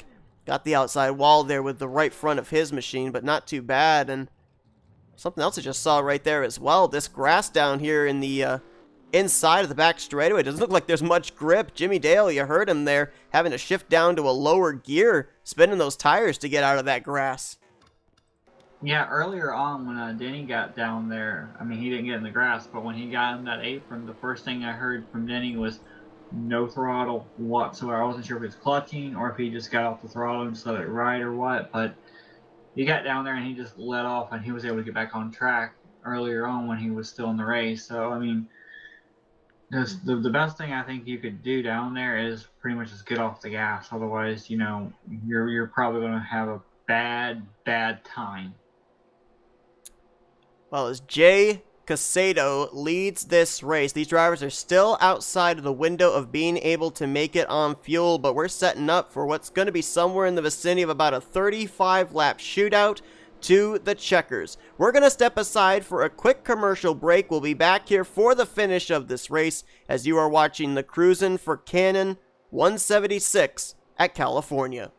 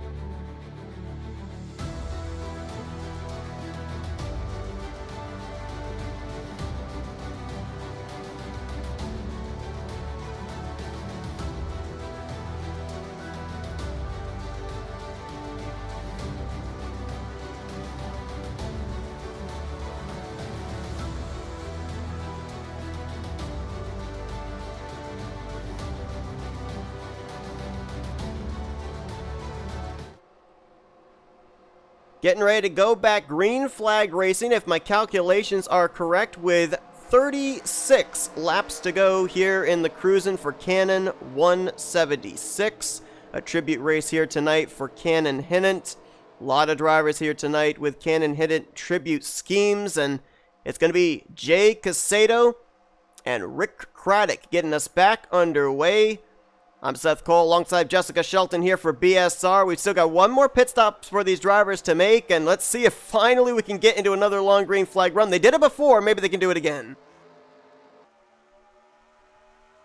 Everyone's okay, but the question is 1 and 2 in that backstretch. We've seen them have a lot of issues with that. Are they actually going to be able to keep themselves nice and calm? No, there's a wreck already in turn 1. 43. Oh, and a little and then there's an after wreck too. Yeah, there they go. All off of turn 2 as well. There's a follow-up wreck off of that side. It's Finley and Manny D in the 710 and the 80 with those follow-up spins. Caution is out. RJ Rusty, I believe, got caught up in the initial wreck along with Eli in the 114, as you alluded to. Seth, okay. So I before we went back to green here, okay? I was looking at the laps, how many laps we had. You said about 36. And I'm thinking, okay, well, we got about 25 laps on fuel. The 98 stayed out. A few other people came in. And I was wondering, are they going to try to split the difference? Go to a can and a half, maybe at the end of this? I'm just trying to think about what would be the best benefit. Caution comes out. 98's in prime position here. I believe both the 98 and the 22 are on the same strategy, because I think, 2 cautions ago, the 22 of Craddock stayed out. So I think both the 22 and the 98 are on the same strategy right now. I'm looking at these damaged cars with the 2, and that back end is smashed. I don't know if he's going to be able to tough this all the way out and actually gain any position anymore. I don't know how bad it's going to hurt him. Eli in that 114 took a shot not only up into the wall, but then also hit the 2 of RJ Rusty. Manny D has retired. And I don't think Manny D hit anything. We'll go and look at that spin that both he and Finley had off of turn 2. I don't think he hit anything anyway, but we'll check Well, and see. there Oh, he was did. only- Yep, he hit the There was inside a wall. wreck going into one, and then, I mean, right before they got into one, there was a wreck. Then there was a little bit of a bobble in front of them, and then off the two, there was another issue that happened right there. Yeah, the 49 of Brain Fade got up into Finley, and then Manny D seeing that, getting onto the brakes, and I think right here, this shot into the inside wall is what had him call it a day. That's another thing, too. I think you touched on this, but I'm not sure about that rear spoiler when you make contact with the rear end of the race car. I mean, when these drivers have their cars set up so loose going into the corner to begin with, if you don't have that spoiler stuck up in the air, you don't have that downforce going into the turn, and so your car is going to be even looser than it was how you originally had it set up. Yeah, that was something that I don't know if it was Randall. It might have been Randall. I believe it was Randall, or it might have been Brandon. Someone had taught me over there in Fast to hey, you're gonna raise your spoiler up, or if you put it down, be careful. It's gonna get really loose off these exits. So we were talking just a moment ago about the 98 and the 22. I mean, what are they looking at, do you think, for a target lap? Are they looking maybe for 25 laps to go, somewhere in the lap 63 range? I really couldn't tell you, because I think some of these guys are going to try to stretch it to where they have a can and a half at them, around that area. I mean, I'm looking at the leader here. The leader's still sitting out there, so I mean, and I'm looking at the board as well. It's that Brian has retired officially now. So Brian Lavelle is out of the race as well. So 7 drivers out of the race here. You guys are able to see the lineup on the ticker there, top of your screen, but as we're getting ready to go back green, somewhere in the neighborhood of 30 laps to go, let's give you a full field rundown here as Jake Casato leads this race. Rick Craddock is in second. Ricky Johnson's in the third position, followed by Keith McLean and Chevy Chase. That's your top 5. Robert Balcom, we haven't seen him up front yet tonight, but he's still hanging there in 6th. Nelly runs in 7th. Brian Wolf in 8th. Silver Bullet currently in 9th. That's Matt Stern with Kilojoules lined up in the 10th position. Bernie Mobbs is up in 11th, followed by Terry Scott in 12th. Magoo runs in 13th place. Monty Keller, who we saw nose into the inside wall with a spin-off turn 2's in the 14th position. And Brad Otto, just a couple cautions after getting the lucky dog, he's inside of the top 15. Greg Lavelle right now is 16th, followed by Diesel in 17th. Steven runs 18th, Brain Fade in 19th, and Jimmy Dale currently in the 20th position. The rest of the cars on the lead lap right now: Dave McLean, Ed Finley, Jeff Habak, RJ Rusty, Billy Elliser, and Eli. And you alluded to it, Jess, the drivers out of the race are the only drivers that are currently off the lead lap. Those drivers include Brian Lavelle, Manny D, Ryan Voiles, Wings, Lee Dog, Denny Daniels, and Furco. Yeah, I'm sitting here trying to do calculations in my head, Seth. I mean, 30 laps, 25 max. I mean, would that would be about a half a can to a can, wouldn't it, man? I think you're right. Yeah, I think that would be in that vicinity. The thing that it's really tough for me to be able to figure out is just how close are the 98 and the 22 on fuel.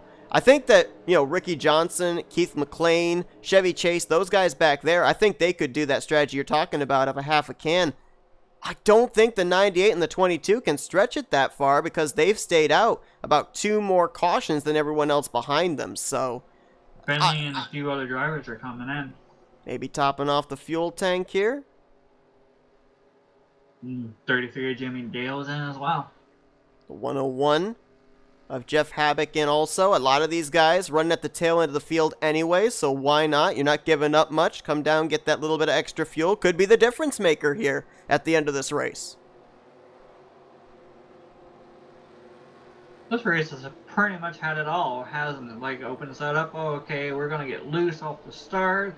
Oh, we're going to have a nice long green flag run. We're going to go to the high side and make some passes up here. We're going to do some passes on the bottom. We're going to get single file, and now we're going to be able to use the bottom, even though we're going to be using the top early on. Cut and slice and all over the place. Spread out. And then, no unfortunate cautions come out that'll bunch the field back together. But it's had it pretty much all. Cars, unfortunately, getting involved in issues, getting T-boned, and even flipped. So pretty much had it on tonight. But just we talked about this in the first couple minutes of the broadcast when we started this thing about the fact that this is the in-game California. This is the game that, or the track that came with the game back in 2003. A lot of leagues have now upgraded their schedule to the newer, updated auto clubs that are out there. I mean, a lot of the auto clubs that you and I run, the updated auto clubs, they run up there in that light gray as the preferred line. I mean, this is an entirely different animal for a number of these drivers having to kind of get reacquainted with this original track. Yeah, that grip that's on these original tracks, which is really a pain in the butt that we've had to deal with. They're having to deal with it as well. I mean, you said middle of the high line, and we've seen that bottom. There's nothing down there at all.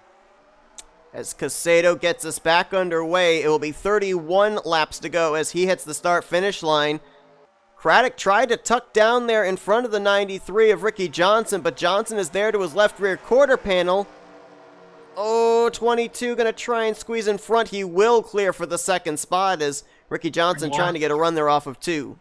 We're watching him back here. Off of turn 2. Oh, got a car in the wall there. That was the 103. We remain green back here. Nelly slapped the wall there off of turn 2, but kept it going. So far, everybody mid-pack on back, battling, but battling clean. Up at the front, though, the best battle right now is going to be for that 5th position. Chevy Chase looks in his rearview mirror, has a rear deck lid full of Keith McLean. Yeah, and I'm looking back here where Brian Wolf is, and KJ is kind of stalling out here. I don't know if it's him being careful to his warp or not, but you got the top 9, top 10 are running single file against us. So I mean, they're starting to spread themselves out once again. Now KJ is going to make a challenge on the high side of Brian Wolf here, going into 3. Wow. That just shows you how the draft comes into play. Was watching these top 3 all nose to tail, and just like that, what was a 4-car pack has become a 6-car pack as Chevy Chase, Keith McLean, and Robert Balkin were able to reel these guys in. And KJ is saying it's go time because he went to the high side of Brian Wolf and made it stick, and he is around Brian Wolf, and he has set his sights on that pack now. And we know how KJ runs. We know how good he is. Matt Stern in the 4 right there as well as Keith McLean going to get loose off of 2. He's headed for the inside Caution wall. is out. McLean had been out in front for 7 laps here today, spent most of the race up inside of the top 5, and another driver dealing with the looseness off of turn 2. Seth? Are we in the window? 60 and 25. Think about that for a minute. Ooh, boy. And if they want to stay out a couple laps, if they stay out like 2 or 3 laps and they come in the pit, they're good. We'll see if we can quickly look at this replay because we want to come back here just in case they do decide they are going to come to pit road, as you said. I mean, the one problem, though, is let's say that some of these guys aren't planning on pitting here under this caution, and let's say you're the 98 and you decide to pit with 1 to go, and nobody else comes down there with you. That's a lot of track position you're losing out on. Yeah, but then later on, you know, well, I mean, I get what you're saying now because you have to come in for tires if it goes to a long run, you know? Exactly. Well, Keith McLean, I thought when we went back and saw him, I thought he actually nosed it hard on the inside wall, but he did a good job getting that thing wound up. Just a little contact with the front of his Ford Mustang. Looks like he's going to be okay. The one thing I'm a little bit worried about for him now is we saw what happened with a driver that was up at the front most of the early portion of this race, Denny Daniels. Next thing we know, he's back in traffic and blowing up. Keith McLean's going to have to start way back in the field. 98, Rick Johnson. These guys are coming. Back just in time here to watch these drivers hit pit road. Got a couple of drivers staying out. Bernie staying out. Yeah, Bernie. 90 car. Good old Bernie. He's actually, if you ride along with him, you can hear him. He's clutching it. And don't forget, folks, this is a one-off race. This is not a league-scheduled race. There are no points on the line whatsoever. So these drivers that we see staying out here, they're not staying out there for bonus points for laps led. This is all strategy to try and win this race at the end. Yeah, and Keith, he stayed out as well. I'm not sure if that's because he brought out the caution. I'm not sure what the rule is with this group here about, you know, if you bring up the caution, if you have to pit on the second time by or not. But Could be. you got about like 6 cars stayed out. And did we have a driver maybe go with the 2-tire strategy? We might have. You talked about it. Robert Bauckham and RJ Rusty are going to come out in first and second place. Bauckham was running 6th when that caution came out. Actually, I think it was 5th after the 28 spun. And Rusty was outside of the top 10. Both those drivers got out ahead of the 93 of Ricky Johnson.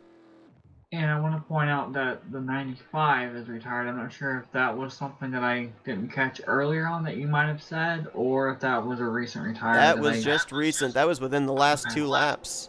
As Diesel will finish in the 26th position here. So now 8 drivers in the garage.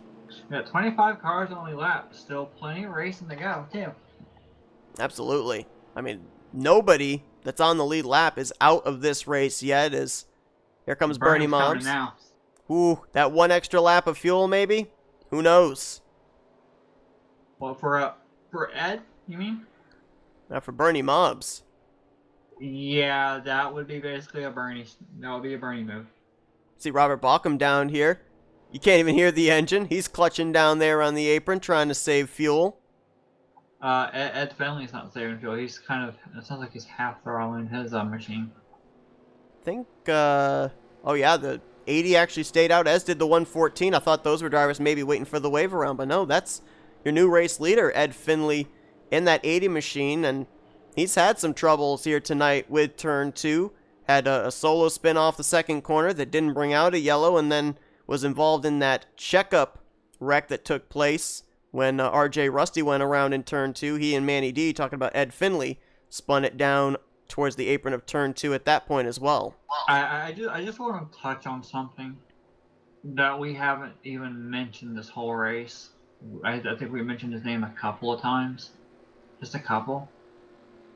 Look who's sitting there running in third. Just seems like when it gets down to the end of the race, Robert Bauckham always seems to emerge at some time or another. We've covered a lot of races that Robert Bauckham has participated in, and he's won quite a number of them as well. Just one of those things where he spent most of this race running from about 6th to 10th position, but now we're closing in on 20 laps to go, and Robert Bauckham feels it is go time. Now, I'm curious to see what Keith McLean's running, because now he's labeled in 6th, unless he's coming into pit this time, is he? No, McLean, well, McLean I think was in the lap before, but we do have some takers on pit road here coming to what I assume is 1 to green. Ed Finley is on pit road, also Eli in the 114, and the 2 of RJ Rusty's back on pit lane. You talked about, there's more, there's more too. You said drivers maybe pitting on this final lap of pacing could possibly make it. And I'm looking at Bauckham. Bauckham, that whole front straightaway, he went on the apron and he clutched it, and he's still clutching it. Rick Johnson's outside of him, and he's clutching it as well. These two, I believe, think they can make it all the way to the end, no problem. Well, if they get even maybe one more caution, I would assume they could save enough under pacing to make it the rest of the way. These guys planning on the possibility that this thing could go green to the checkered flag, however, and we're going to have to wait and see if that is the case. And it's going to be fun to watch those guys back there that just came to pit lane. They're going to be a little bit better on fuel. I mean, are they still going to be in fuel save mode, or are they going to be charging their way up to the front? Different drivers on different agendas. Well, with what you just said a moment ago, it's like, with what you just said a moment ago, like about these drivers, you know, what are they going to do here? I mean, if we have another caution, you know what's going to happen, right? If these guys stay out, everyone behind them's coming in for tires. Hands down. And you got the 98s out. That 98's they're in 5th place at the moment based on the scoring loop. I'm not sure if he came in the pit again, but he's sitting there in 5th and you got a scoring loop. I'm going to be interested to see here about that possibility you were talking about there of some drivers maybe if we have a caution coming in taking tires as opposed to drivers maintaining track position, because the 98 and the 22, they were at a bit of a deficit to everybody else on tires, and they were able to hold their positions pretty well. So we'll see if tire wear is going to be a factor as we're back green flag racing officially. 24 laps to go here, and Robert Balcom looked really loose there going into one. Yeah, I was watching him on that. 98's on the apron. Oh, Oh! Robert, save it. You saved it. You saw that car bottom out there on the front, on the brakes to keep the car straight. Robert Balcom keeps it going, no caution. Oh, you gotta feel for Robert. He backed off so much. He's gonna lose so many positions now for that. Ricky Johnson is now going to take the race lead.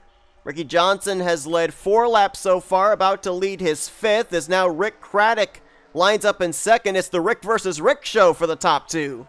Robert dropped from leading this race, Seth, all the way to 7th, trying to reel in KJ in the 98 once again going into turn 2. And as we talked about with the cold tires, the last thing you want to do is have your tires go from cold to warmed up in an instant. Being on the brakes trying to save that car, Robert Balcom's going to have his hands full here for the next couple of laps.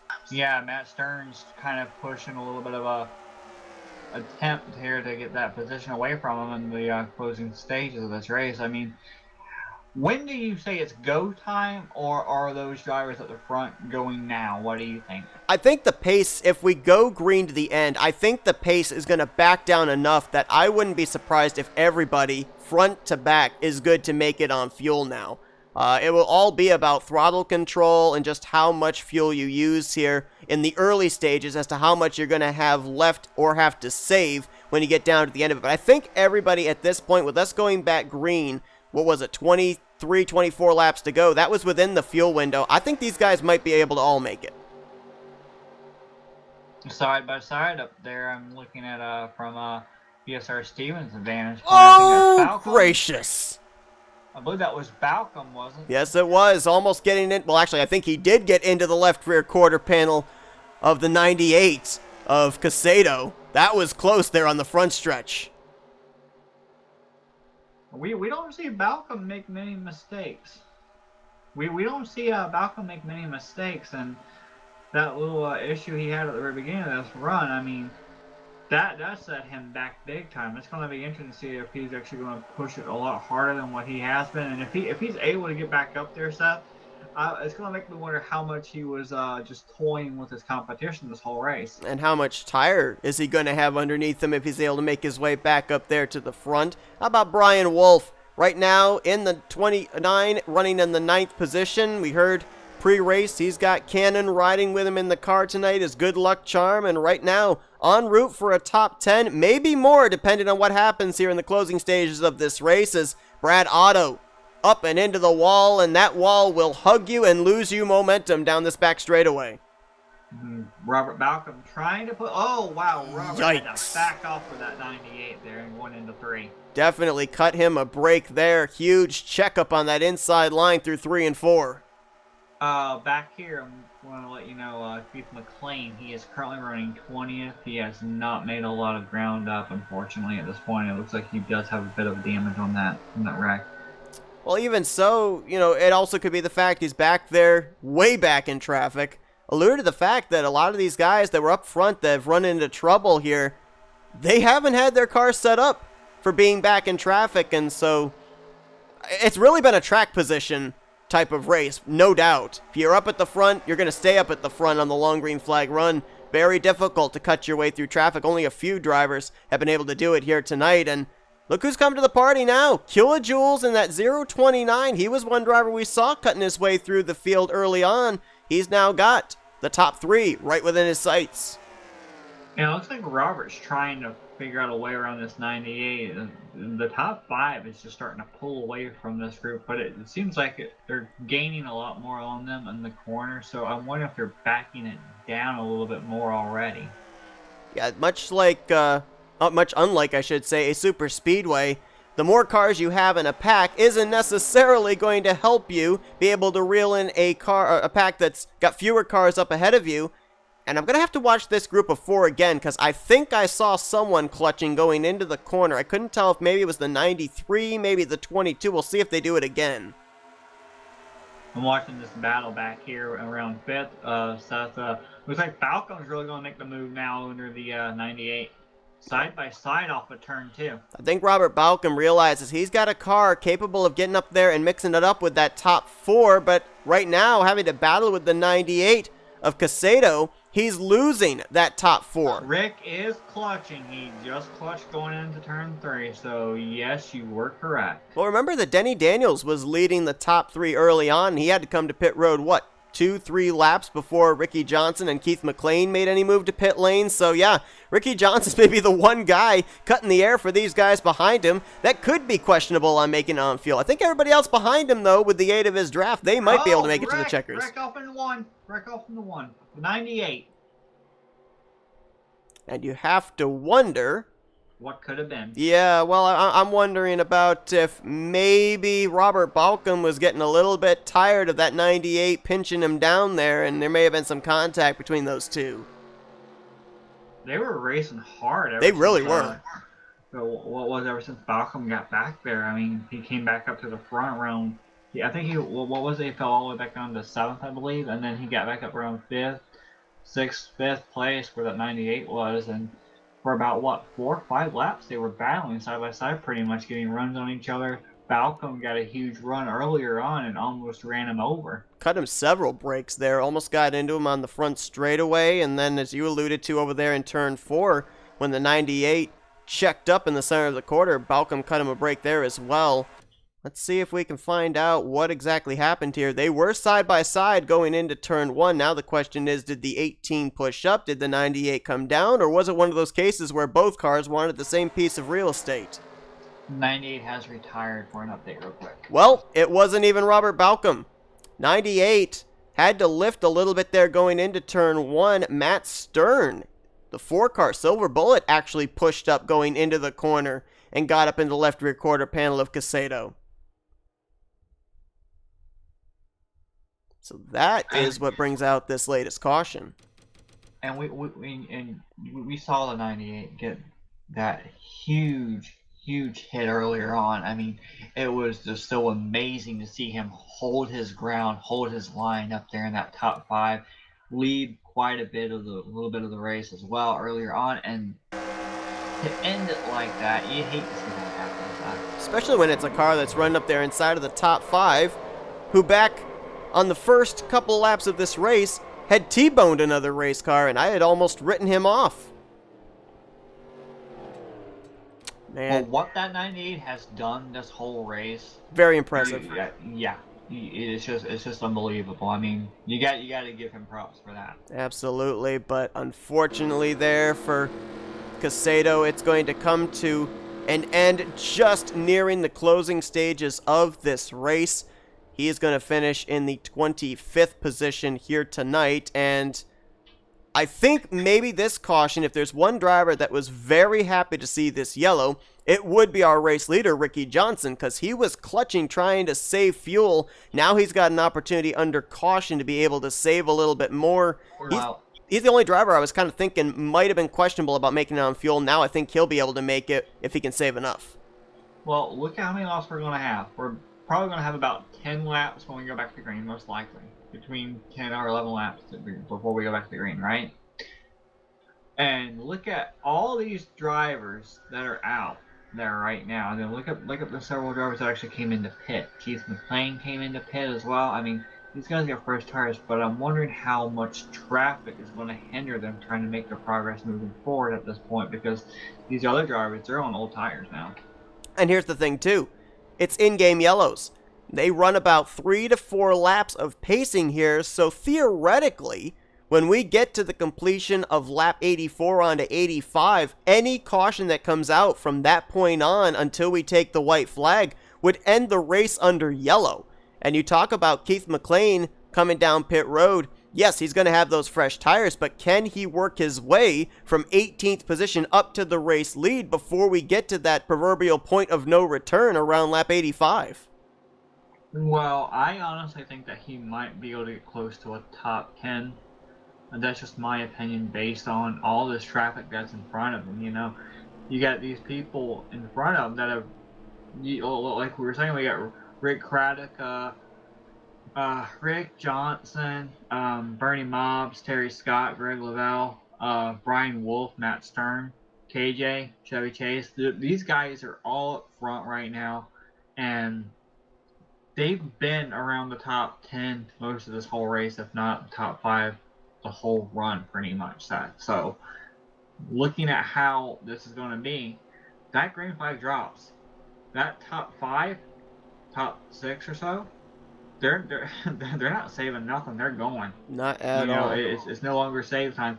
So Keith is going to have to really push himself, and he can't afford any mistakes if he wants to get a top 10, even if not even more. But I mean, I just don't see Keith getting up to the top 5 or even getting a win at this point. I mean, unfortunately, he had everything going his way, and then that little incident happened, and you hate to see that happen for a guy who was pretty much leading like the 98 as well. But what I'm looking at now, what's Robert Balcom thinking? Well, I think what he's thinking right now is, why can't I restart on the outside line? Because when he was the race leader on the last restart, he was on that inside line, and we saw him nearly spin it off of turn 2. He's going to be on the inside line again there, inside of row 3.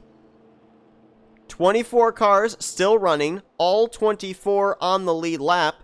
And if we go back to that last run between this caution and the last, we ran 8 laps under the green flag. Lights are out. If we went 8 laps again when we go green this time, that would take us right into that point of no return where the caution, if it came out 8 laps after we go green, race would end under the yellow flag. So you said it, for all these drivers up here at the front, it is now go time. You've got to start making your moves for the win.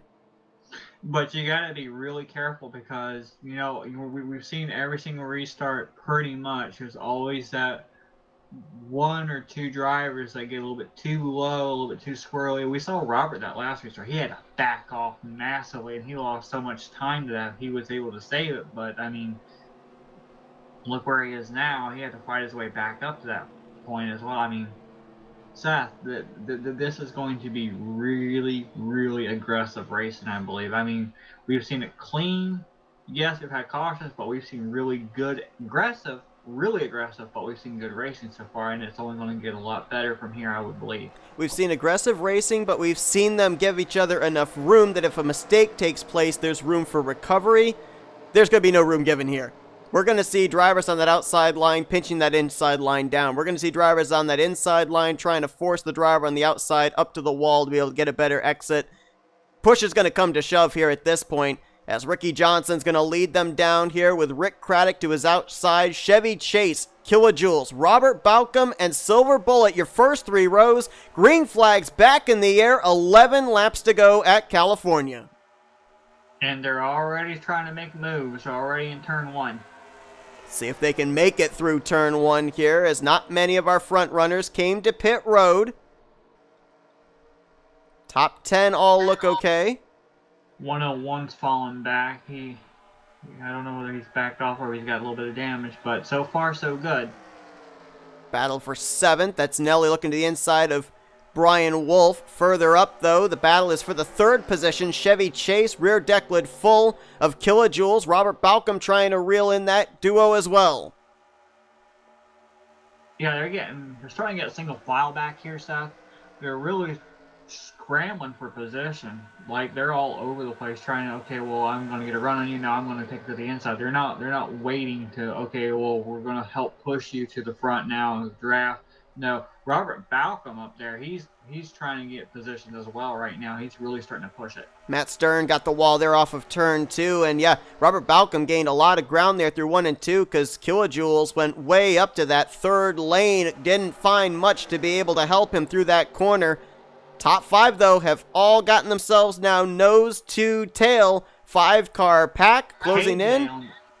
KJ and Robert to the bottom. Looks like they're going to try to do something. I don't think they're going to be able to do anything at this point. Yeah, KJ got a good run there out of turn 4. Just didn't have the momentum to follow it up there. Tried to look. Stern's getting real back into this. No, I thought we might be under caution the way they were backing their pace down there into the corner for a brief moment. We are still green. Woo! KJ trying to make a move again there to the inside of Chevy Chase and almost got into his left rear quarter panel. they're backing off because they're so nose to tail right now, and they can't really do much of anything but back off so they don't run each other over, and that's letting the 4 of Matt Stern close little bit by little bit back up to Robert Balcom. This time, Kilojoules is going to get to the inside of Chevy Chase, but we've seen that outside line be more preferred here in 1 and 2, so Kilojoules backs off. And just to give you guys an idea of the speed these drivers are carrying into the corner, race leader Rick Johnson's going 170 by time to get to turn 1. Drivers behind him are hitting 172, 173. Like you said, Jess, that's why they're having to back off, because they're carrying so much more speed. Keith McLean just passed the 114, and now he's passing the 34. He was clocked in 14th the last time by, and he is coming. And I believe he is third He's fastest right lap Bernie. that last time by. He's right behind Bernie Mobbs, and he is currently running in the 12th position. He's about to get by Bernie right now. He might gain 2 positions at this point going in this corner here as, oh wow, getting really pinched there for the 28. Terry Scott trying to pin him down. Woo! Scott almost came off the wall there as well. As McLean, that's the fresher tires on the 28. But he's got about 5.5 laps to make them work to get up there to the race lead. He's been able to now take, I think that's 10th place away from Brian Wolf. Robert Balcom on the high side up there battling side by side. Gonna make the pass there on Kilojoules. So move the 18 up to 4th place as Rick Craddock taking a look to the inside of Ricky Johnson. Not able to make the move there just yet. I mean, Ricky Johnson, his goal right now, just run the line he wants to run. Force everybody else to do something different in their attempt to pass him. We are just seeing really, really aggressive, but really great racing right now, Seth. Chevy Chase had a look to his inside, courtesy of Robert Balcom. Balcom thinks better of it, tucks back in line. Kilojoules tries to get a run to the outside, and here comes Matt Stern reeling in these top 5. Look at Kilojoules. Oh, I thought he was going up the middle there for a brief moment between Balcom and Chevy Chase. Meanwhile, back here around the 13th position, Magoo is trying to dog Bernie Mobbs into making a mistake to gain a little bit of an advantage because he keeps getting a run and then he keeps looking to the inside, outside. Can't quite make the move yet back here, but he is trying so hard to get around that 90 subway car of Bernie Mobbs.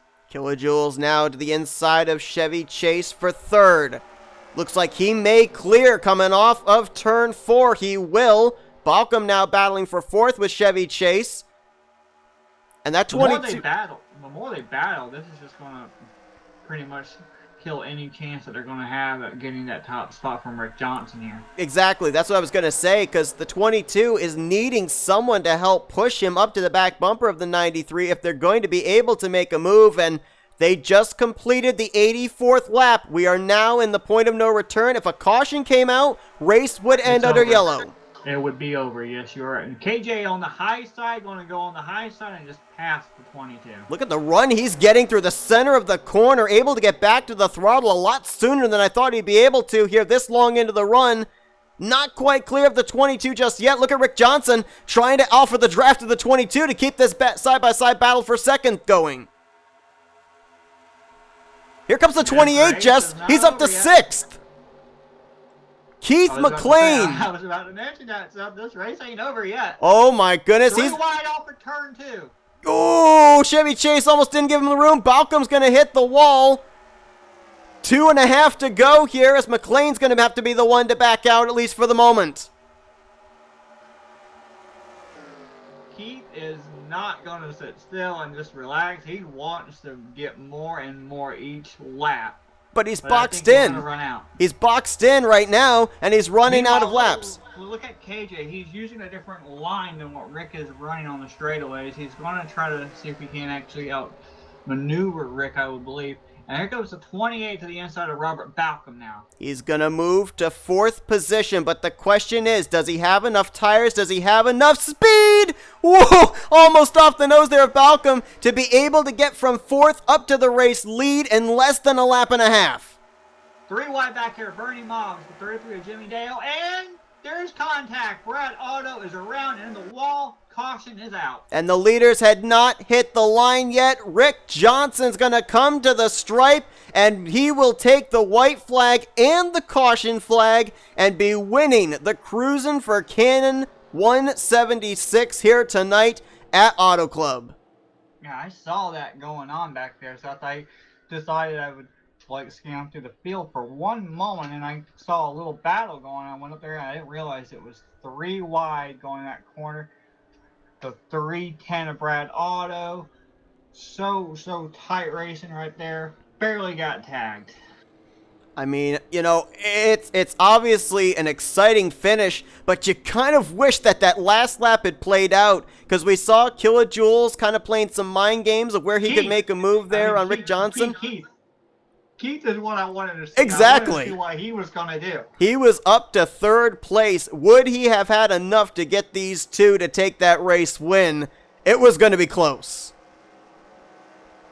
I'll be the first one. I was wrong. I was completely wrong. I actually didn't think Keith would do anything because of the traffic in front of him, but boy, did he prove myself wrong so many times over, every single lap, gaining and stuff. That was just incredible. Rick Johnson's going to lead them down here to the checkered flag. Kilojoules and Keith McLean to complete the podium. And Rick Johnson, who really didn't lead most of the day until around the halfway point, is going to lead the most important lap, taking the checkered flag. And maybe the first bit of damage he got all day as well, right there, crossing the start-finish line. Yep. Are we going to be looking at a replay of that one or no? Yes, we are. We're going to see what brought out this caution. We kind of saw the tail end of it. Turn 3. When you were mentioning about that 3 wide, saw the... What was it, the 130, or the 103 rather, getting, or no, it wasn't the 310. 310 of Brad Otto. I'll get the number right at some point here. Going up there and into the wall. I'm sorry, it's been a late night for you. It has. That's a tough break there for Brad Otto, too, because Brad was a lap down early on, got the free pass, was up, I think, as high as the 4th position at one point on a restart. As you said, was just inside of the top 10, I think this 3 wide battling was going on. Let's see it here culminate down the back straightaway, going into turn 3. Ooh, there might have been some contact off of turn 2 between Bernie Mobbs and the 33 car of Jimmy Dale. And there you see Jimmy Dale not able to keep his car down the bottom. Up into Brad Otto. Single car incident, but it brings out the caution nonetheless, and leader Rick Johnson was just exiting out of turn 4 when the caution came out, so we were not able to race that final lap under green flag conditions. And Ricky Johnson's going to win this race under the caution flag here tonight. And remember, we were wondering, did he have enough fuel? Yeah. I mean, that last caution I think definitely saved him for sure to be able to make it the rest of the way on fuel. If that last caution had not come out, you almost wonder if he would have been maybe on fumes on the final lap, as Ricky Johnson burning it down here at the California Speedway. Obviously, this is not for points, but this is certainly a very special race to be able to win, and certainly going to be one I'm sure that Ricky Johnson will be having a huge asterisk next to on his win list. I don't know what Balcom's thinking, but I'm sure he's really kicking himself over that one restart that pretty much put him back there. A lot of drivers here tonight, including Balcom, had issues with that inside line through 1 and 2 on the fresh, cold tires. And we're going to take a look here at the finishing results from tonight's race. The biggest heartbreak, I honestly think, was the 98 and definitely that 37 of Denny Daniels. Yeah. 98 was out in front for a good portion of this race, led 14 laps. Denny Daniels led the first 25 after starting on the pole. A lot of drivers down here retired out of the race early.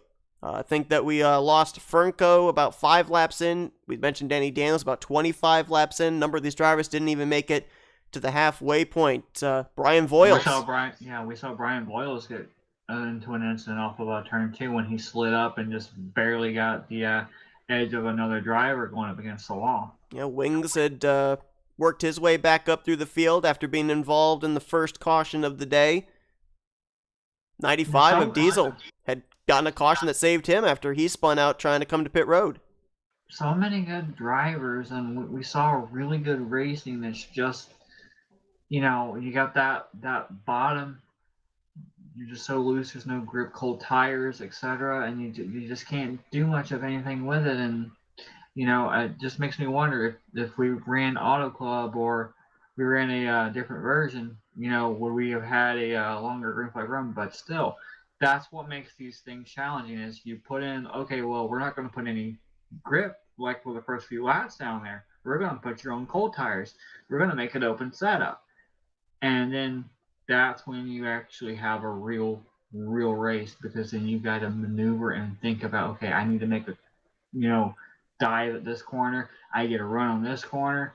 It becomes more of a strategy race, more aggression, but still clean and fun the whole way through. And that's what we were hoping to see, was a really good race, and that's actually what we got. I mean, yeah, we had a couple cautions, but if you take the caution, look on the side for a minute, really good racing among all these drivers. Absolutely. And, as far as the number of those yellows as well, it's stuff that we expected. You talked about the fact it's open setup. A lot of drivers at these type of tracks, 1.5 mile, 2 mile tracks, you're wanting the car to be loose at the start. So if you go into a long green flag run, it doesn't tighten up too much. So we fully expected to see drivers struggling early on with getting the corner exit off of turn 2 on those cold tires. So it's not as if this was a wreck fest. It's typical Auto Club. It's typical how drivers would set up their cars here with an open setup at this type of a racetrack. It's typical in-game. Remember that. Yes, typical in-game California. Let's see if we can get... The difference, though, Seth, is if it was us, for example, we wouldn't be able to handle ourselves as well as these drivers would be. We would be wrecking almost every lap. These guys actually had a pretty good run-in for a while. Absolutely. We were going to get third place finisher Keith McLean. Looks like we're going to have to wait for a brief moment to be able to talk with him. So why don't we get our second place finisher, Kilojoules. User was moved to your channel. Hey KJ, it's Justin Seth up here in the booth. You got us? Yeah, I got you. Well, I mean, man, when we saw in the early stages of this race, the first half of this race, there were a couple of drivers that really looked like they were set up for the long run, slicing their way through the field, and yours was one of them.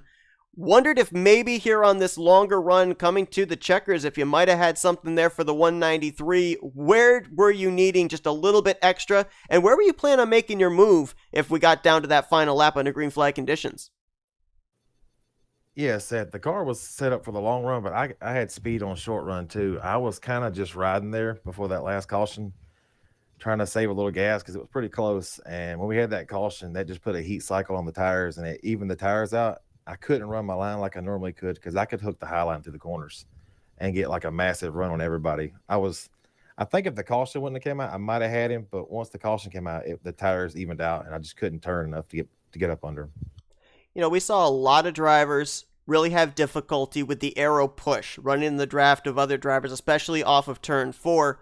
You were back there in traffic at the start of this race and slowly, methodically worked your way up there to the front. Did you have any trouble with that aero push, or were you able to get your car set up so that way it wasn't a factor?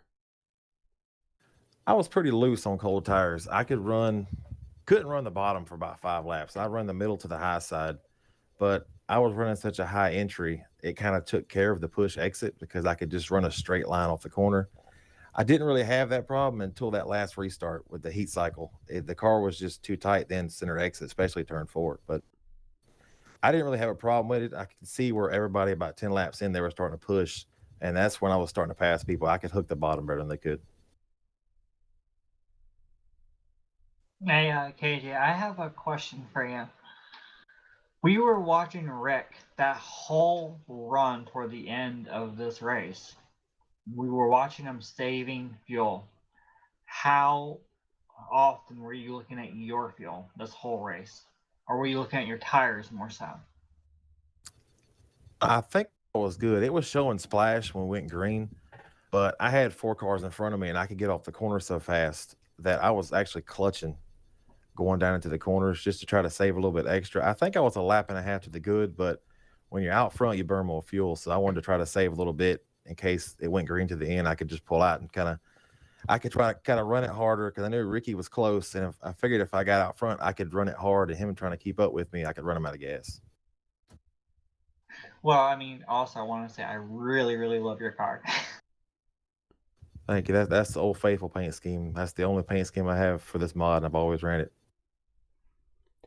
You know, the other thing I was going to ask you here, KJ, was, you know, in regards to what Jess was talking about with, you know, the 193 possibly being close on fuel and you being good to make it on fuel. We know that with the in-game cautions, the likelihood if we ended up getting to around the completion of lap 84 onto lap 85, the caution coming out prior to the white flag was going to end this race under caution.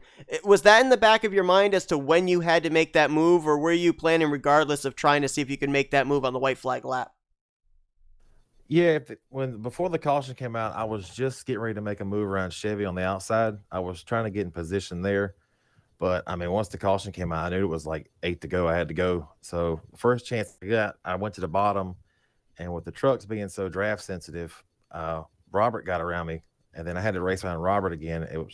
It's just if you pull out and pass, and if you don't complete the pass down the straightaways, you're going to get freight trained by the draft. But I had to take chances. That's the only way you're going to get to the front end of the race because everybody was pretty equal. So if you got to run, you had to take it and just hope you cleared.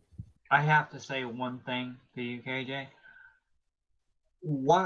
Actually, I have one question. I should say.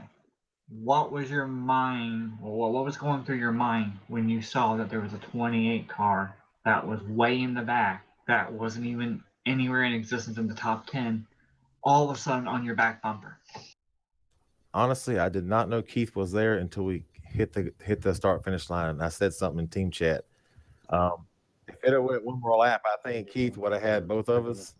I figured he'd get up there, but with the caution, I was telling Ricky in team chat if we had one caution, that Ricky was going to be an issue.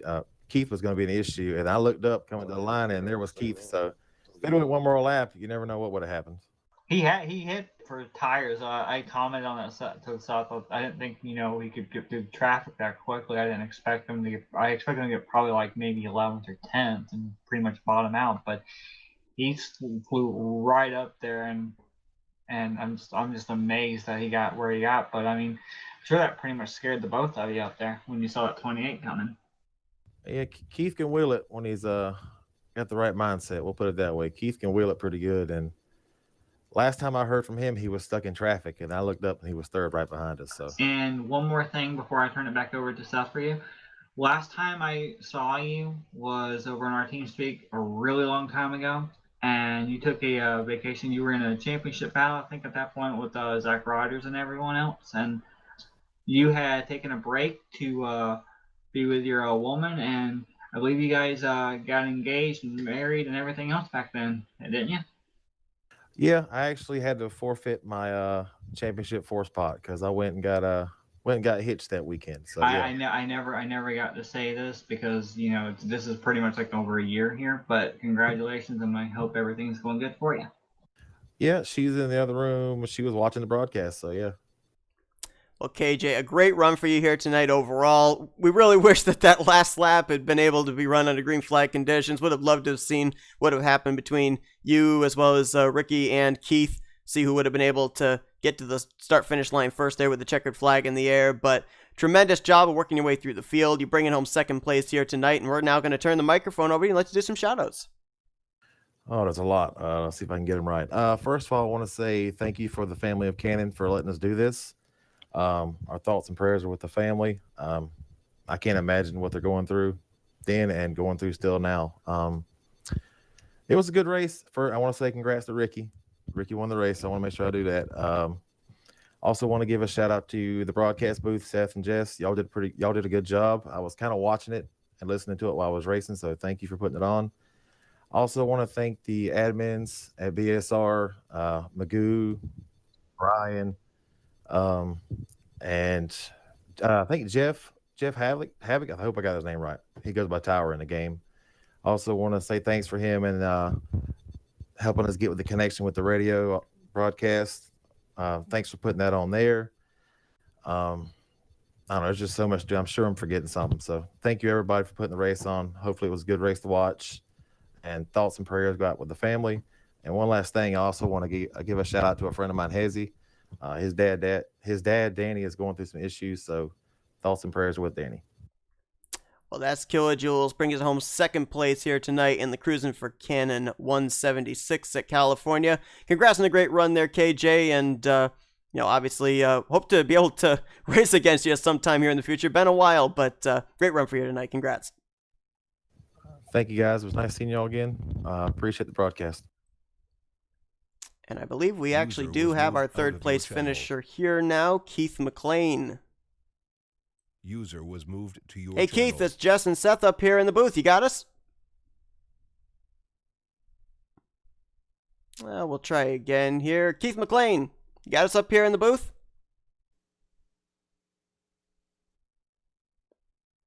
We're seeing your light up, but we're not hearing any voice here. We'll see if we can get him here. You got us, Keith? I got you, Seth. Can you hear me? Yes, we got you now here, Keith.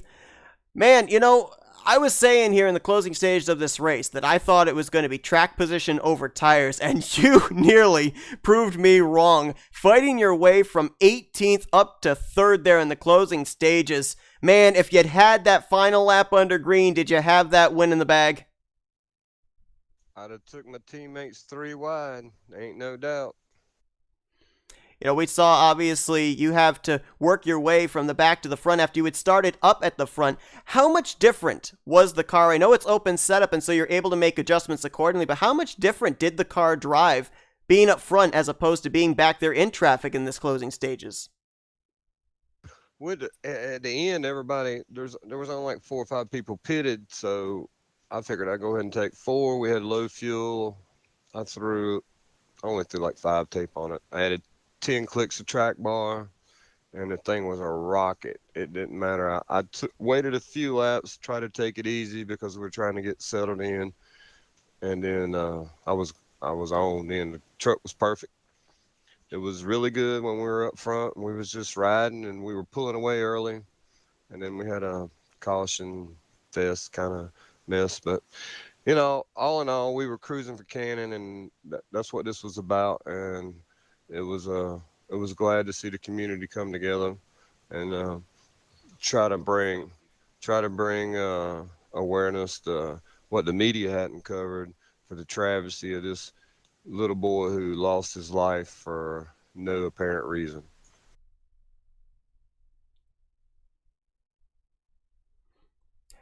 Yeah, one other thing that I was wondering here, Keith, was, we saw a number of drivers, I believe you were amongst them, have trouble there off of turn 2, that looseness on the cold tires. The beginning of this race, we went into about a 20-lap green flag run, went into about a 10-lap run towards the end, and I think we ran about 7-8 laps under green to come into that final caution that ended the race eventually under yellow. How difficult was it having those longer green flag runs with little short spurts with the cautions in between of getting back into a rhythm? Yeah, because, California, cold tires, turn 1, it's like Michigan. First lap, turn 1 and 2 is the worst. After you run a few laps, you're pretty much, you set up, tire pressures come up and you settle in. But a lot of guys are just really loose in the turns. And I don't know, some of the guys maybe didn't practice as much as others. Because we did a bunch of races here to get ready for this, because we want to put on a good show. And we try and do what we can do, but sometimes circumstances just don't work out like you want. But I almost got back to the front. You definitely did. No doubt passed the most cars there in that final shootout heading towards the checkered flag. Keith, we're going to turn the microphone over to you and let's do some shout-outs now. I just want to shout out to Cannon, his family. Prayers are for them, and I want them to be strong. And I just hope this world can get their act together and see through all the BS that's spouted by everybody. But anyway, I want to get a shout out to my girl, Pam. I want to give a shout out to KJ's wife, Jess, because she just had knee surgery. And another shout out to my brother's in-law, his mother's in in the hospice right now. She's having a really hard time, and cancer is really bad. So, y'all, it's just bad.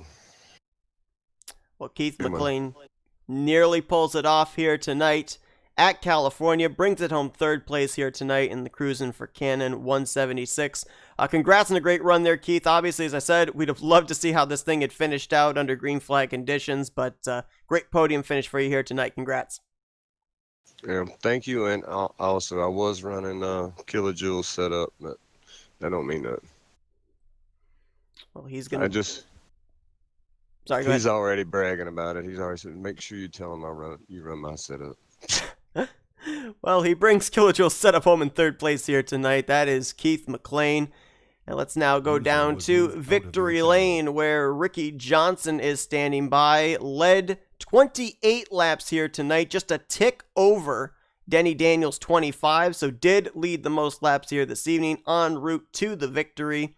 Buddy was moved to your Ricky, channel. it's Justin Seth up here in the booth. You got us? I got you. Well, I mean, man, what an adventurous night for you. Spent most of the day up inside of the top 5, was running third for most of the early portions of this race. All of a sudden, the 37 blows up, the 28 runs into some trouble. You find yourself out in front, but there at the closing stages, you had maybe one of the faster cars in the field of kilojoules behind you, and then the fresh tires of Keith McLean. If you'd had to try and defend against them there on that last lap under green flag conditions, did you have a strategy to keep them at bay? Do everything I can just to keep the lead. I really didn't have a strategy. My strategy was to just drive it as hard as I could, gave it all I got to keep him from even making a move on me, and it was just hoping that would be enough. Just tried my best to manage my tires as best as I could, and it all worked out. Well, you know, unfortunately for us drivers here on the M2003 sim, we cannot hide from other drivers when we are clutching. And we saw there prior to that last caution, when you were out in front, you were clutching there into the corners. How close were you to making it on fuel? I was close, but I just kept clutching and clutching every corner. I ran the practice race, it was either last night or night before, where I was in a situation like that where we had a 25 lap run, and I practiced clutching on that night as well, just to see if I could make that full stint. And thankfully, I think that practice helped me out because I was able to find that exact point I needed the clutch to hold my own out front. It rolled through the corner good, and I just had to stick on top of it when I got back into it, and it ran just fine. And it looked like we were going to be just good enough there to not have to worry about sputtering down the front straightaway there at the end. It was going to work out. You know, obviously had a dogfight on your hands there in the final few laps of this race, but you know, I've seen you go to victory lane numerous times. You've got quite a wins list. Where does a race like this, where it's in tribute to something that's happened just recently, where does this rank up in terms of races that you've been able to take the victory at? Oh, it ranks up there. It really does. The fact that we were able to get all these guys together just to come in and race for a good cause, and it's an amazing thing, and it's something that you haven't seen that often before, and it's amazing that we were able to do this on this platform for these guys. It's unique. I've never seen it done on this platform before, and it's amazing that we were able to do this and get this done, and it was just great. Absolutely. Well, Ricky, I mean, obviously, congratulations on your victory here tonight. Well-deserved win. I don't think your car fell outside of the top 5 all evening long, and you were up there at the front when it mattered the most. Yes, you win the race under caution, but a lot of times, these races at the end, it's all about being that car at the front at the right time. We're going to turn the microphone over to you now. We're going to let you do some shout-outs. There, I don't even know where to start. I don't even know what to say. I'm just winging it. I'm excited. I'm happy. Thank you, everybody out there watching. Thank you, everybody here at Bomb Squad Racing. Brian Wolf, Brian Boyles, Kathy Boyles, BSR Magoo, all you guys that have been all the work to make this happen for a good cause. It was a privilege to be a part of this race and to have a shot there to be competitive and up front and to get the job done at the end and just put on a good show. Nothing like I've ever seen before. It was amazing. So I appreciate all the work that you guys do and that these guys do and everything everybody's done. It's just unbelievable. So I just got to thank everybody for that. It was great, and I hope we can move forward and hopefully we will see you guys again soon. Thank you for doing this broadcast. Well, Ricky Johnson can add winner of the Cruisin' for Cannon 176's California to his racing resume here tonight as he takes the checkered flag in a thriller. Once again, Ricky, congratulations on a great performance. He didn't think the muffins. He didn't. No, I didn't. Good win, Ricky. Well deserved. Go enjoy it. Thank you. Buddy And was for moved one out of final your time, channel. we're going to talk to the man that, as I said, was the chief instrumental person in putting this whole thing together, did a lot of the work to organize all of this, and that is Brian Wolf. User was moved to your channel. Hey, Brian. Jess and Seth up here in the booth. You got us? Yeah, yes, sir, I do. Well, man, you had Cannon in the car with you there tonight, out in front, pacing this field in the early stages of this race. You got up as high as 6th. You bring it home in 12th. But, I mean, just got to be a flood of emotions going on with you right now. I mean, overall, what are you feeling after this race? Now in the books, it's now over after all the preparation you've put into this thing. Oh gosh, I wasn't expecting this. Man, I'm very pleased. My personal run tonight was average. I'm glad to finish top half, in 12th place. And like I said, we got up as high as 6th. At the end there, I had just enough gas. I mean, I run out of gas coming across the checkers. And probably had we not caught that very last yellow flag, I may have sputtered and run out, but I just didn't have it for him at the end because those guys that pitted behind us, they were coming in a hurry, and I just, let them go. I finished the race, and Cannon and I did really well, and it was a lot of fun. That race, I'm very pleased, and I'll tell you something. I couldn't be more proud. I've been doing this sim racing thing for like 17 years now, and this tonight was just the height of my sim racing career. You know what I mean? To have my teammate up there finish top 10, and I almost pulled off top 10, but excuse me. It was a lot of fun. I've never been more proud of a group, to be a part of a group than this group right here, BSR. And you guys did a fantastic job. I can't wait to watch the replays and the broadcast and stuff. And I want to thank you guys. It was just outstanding. Real proud of these guys. Could have did with one or two less yellows, but it is what it is. We had a full house tonight, and like I said, it is what it is. I want to thank everybody who showed up and supported us. It was just, I think we're a success. If we can reach one person, just one, and that person tells another person about Cannon's story, and we spread awareness, and and we get that much closer to bringing justice for this little kid. And that's really what we want, is justice for Cannon. So thank you guys so much. I appreciate it.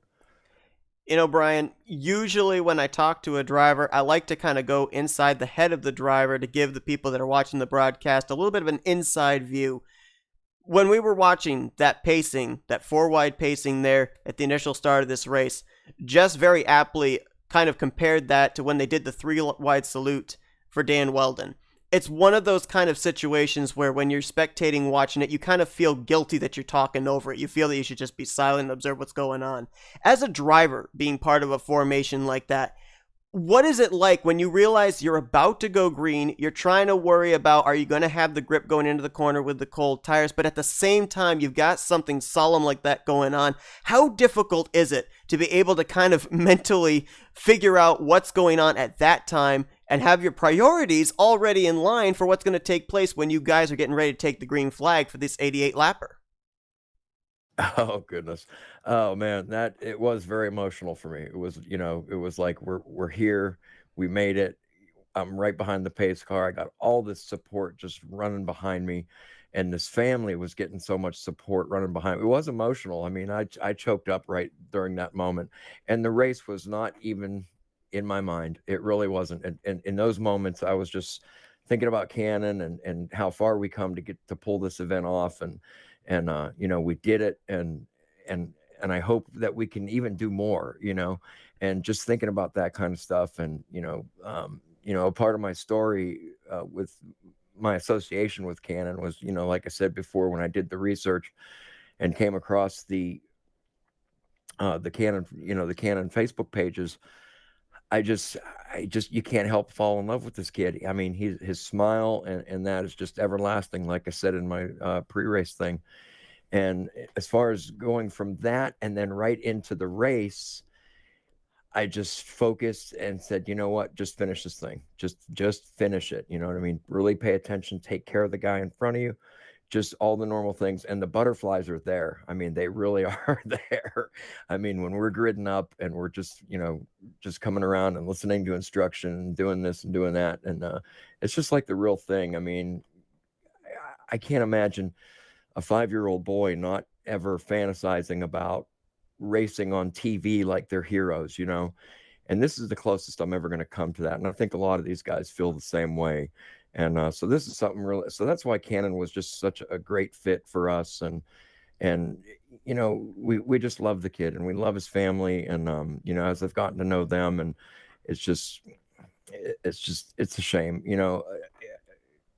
I'm starting to get choked up here, and I just don't know what else to say, Seth. And I so appreciate you guys getting behind us on this, because without all you guys putting this together, it just doesn't happen. And we can't, you know, the way this family was treated by the mainstream media it's just not fair. And, you know, we want to try to level the playing field and just spread awareness and make people aware around the world. We've got drivers from Australia here, Peru, Colombia, you know, all across the United States. So there's no reason why we can't reach one person who's never heard of Cannon. And that's why we did this. And I so appreciate you guys. And I know I'm rambling. I apologize for that. Absolutely no problem with that. I mean, you know, from us, we want to thank you for reaching out to us to be able to broadcast this. You know, very rarely do we get an opportunity to be able to broadcast something that has this kind of a story behind it, this kind of an impact behind it. And I just want people to be in no doubt of the effort that you put into this to be able to organize this. You know, you're reaching out to us to broadcast, you're reaching out to BSR to be a part of it.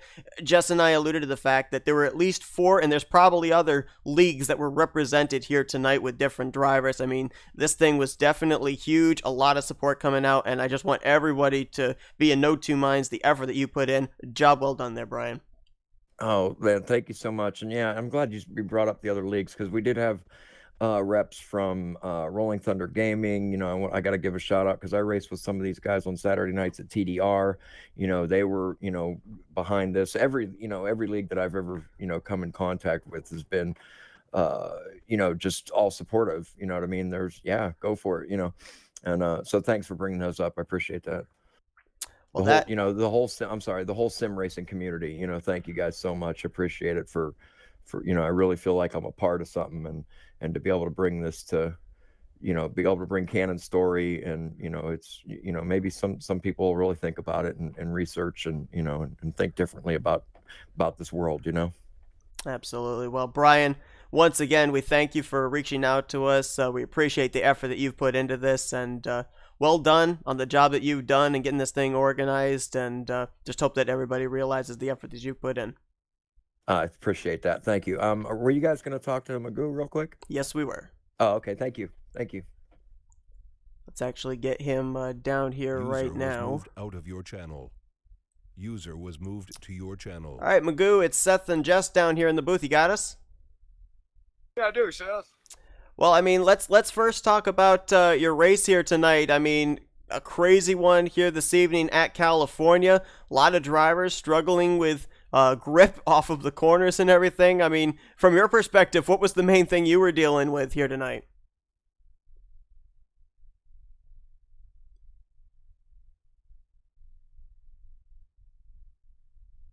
Man, my truck was really solid tonight. My setup was really solid, and I say truck because we had the truck physics. You know, this is a tough track, and a few of the drivers haven't been on this track in a long time. And it's hard to say sometimes if we're going to have a bunch of long runs. So we just had a mix of setups, and it didn't balance out real well tonight. You bring it home in the 11th position here this evening after a crazy one. A lot of drivers were kind of concerned about fuel. We heard just moments ago from Brian Wolf that he ran out of fuel coming across the start finish line for the checkered flag. How close were you?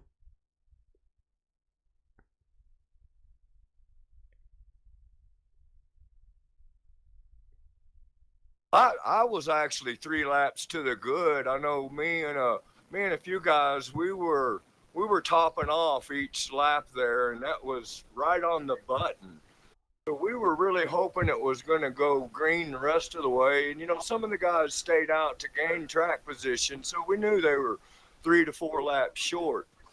So it's unfortunate the way it worked out. We did have that little caution there that gave a little life to some cars that would have had to take an extra pit. So it was an interesting finish, but I had three laps to sell myself. Well, Magoo, obviously a good run for you here tonight. 11th place run, kept the car clean all night long.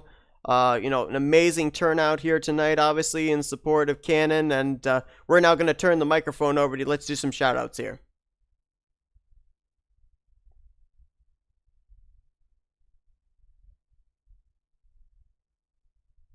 Okay, man, I want to thank you guys for coming over and broadcasting for us. We had a lot of representatives from other leagues in the racing community. Special shout out to you guys and all these racers that joined up the clubhouse for this event. Again, all our sponsors and supporters from Barn Burners and Bulls Trucking and a lot of members from the clubhouse and Seth and Jessica, y'all's time to broadcast this. It was an amazing event, and we really wanted to put on a super show for the Hennett family. If we were able to take mind off of their tragic situation for even an hour, I hope that helped. We had a whole lot of fun, and that's what the clubhouse is always about, is just having fun and try to make people happy and help those around us. So again, shout out to all you guys for helping us put this together. It was a lot of hard work. It took a lot of people, and I think in the end, we provided a fun, exciting race. Absolutely. Well, it was a pleasure to be a part of. We thank you, obviously, Magoo, for allowing us to be able to broadcast this courtesy of BSR, and a great run for you here tonight, and obviously a tremendous amount of credit as well for having this whole thing organized goes to you, so a big thank you.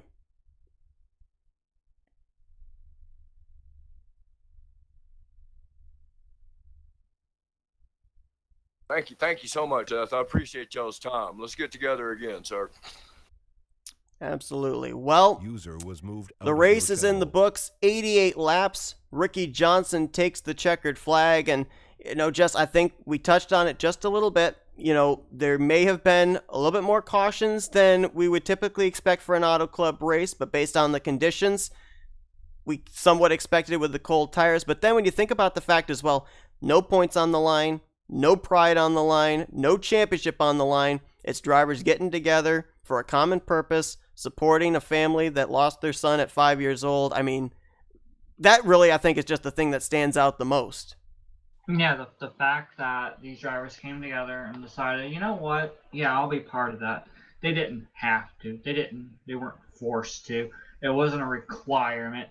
They did this out of the kindness of their heart because they believed in the cause. And certain drivers obviously probably couldn't make it tonight due to other obligations like, work, family, etc. But the drivers that were able to show up, I mean, think about that for a minute. We had a huge field, a lot of talented people, really good racing. And yeah, we had cautions, but given the circumstances of it being open setup, the type of track, the grip, etc., the way that everything was, I count this as a really good race no matter what. And, these drivers didn't have to do it, but they did it. Not just to show off and say, hey, I'm better than you. No, they came out because of a one common goal and one common bond is that nothing bad should happen to a kid who's got his whole life ahead of him like this. Nothing should happen. Everyone believed it. Everyone feels for that family. They all came together for support. And honestly, they put on a good show tonight. They absolutely did. Well, I'll tell you what, I mean, like I said to Brian, I mean, there's very rarely that you come across the opportunity to be able to broadcast a race that has this kind of impact, this kind of a tribute behind it. Was certainly an honor to be a part of. Jess, I really appreciate you, obviously joining me for this one. Really an exciting race, but a tremendous tribute right behind the whole thing as well. But I appreciate you joining me for this one here tonight at Auto Club. Yeah, I'll always. That's my duty is to pretty much be by your side in any case regarding in our side. You know that. Absolutely. Well, we also hope that everybody that tuned in tonight enjoyed the broadcast that we brought you here, courtesy of BSR. We know that the Hinnant family was tuned in as well. We hope that you guys enjoyed what we were able to bring to you. Hopefully, a fitting tribute here for Cannon, and obviously our thoughts and prayers continue to be with you. But for one final time, one final send-off for Jessica Shelton, I'm Seth Cole. Rest in peace, Cannon. We hope everybody enjoyed tonight's broadcast. Hope you guys have a great rest of your night. We're signing off here tonight for the Bomb Squad Racing League here for the Cruisin' for Cannon 176 at Auto Club.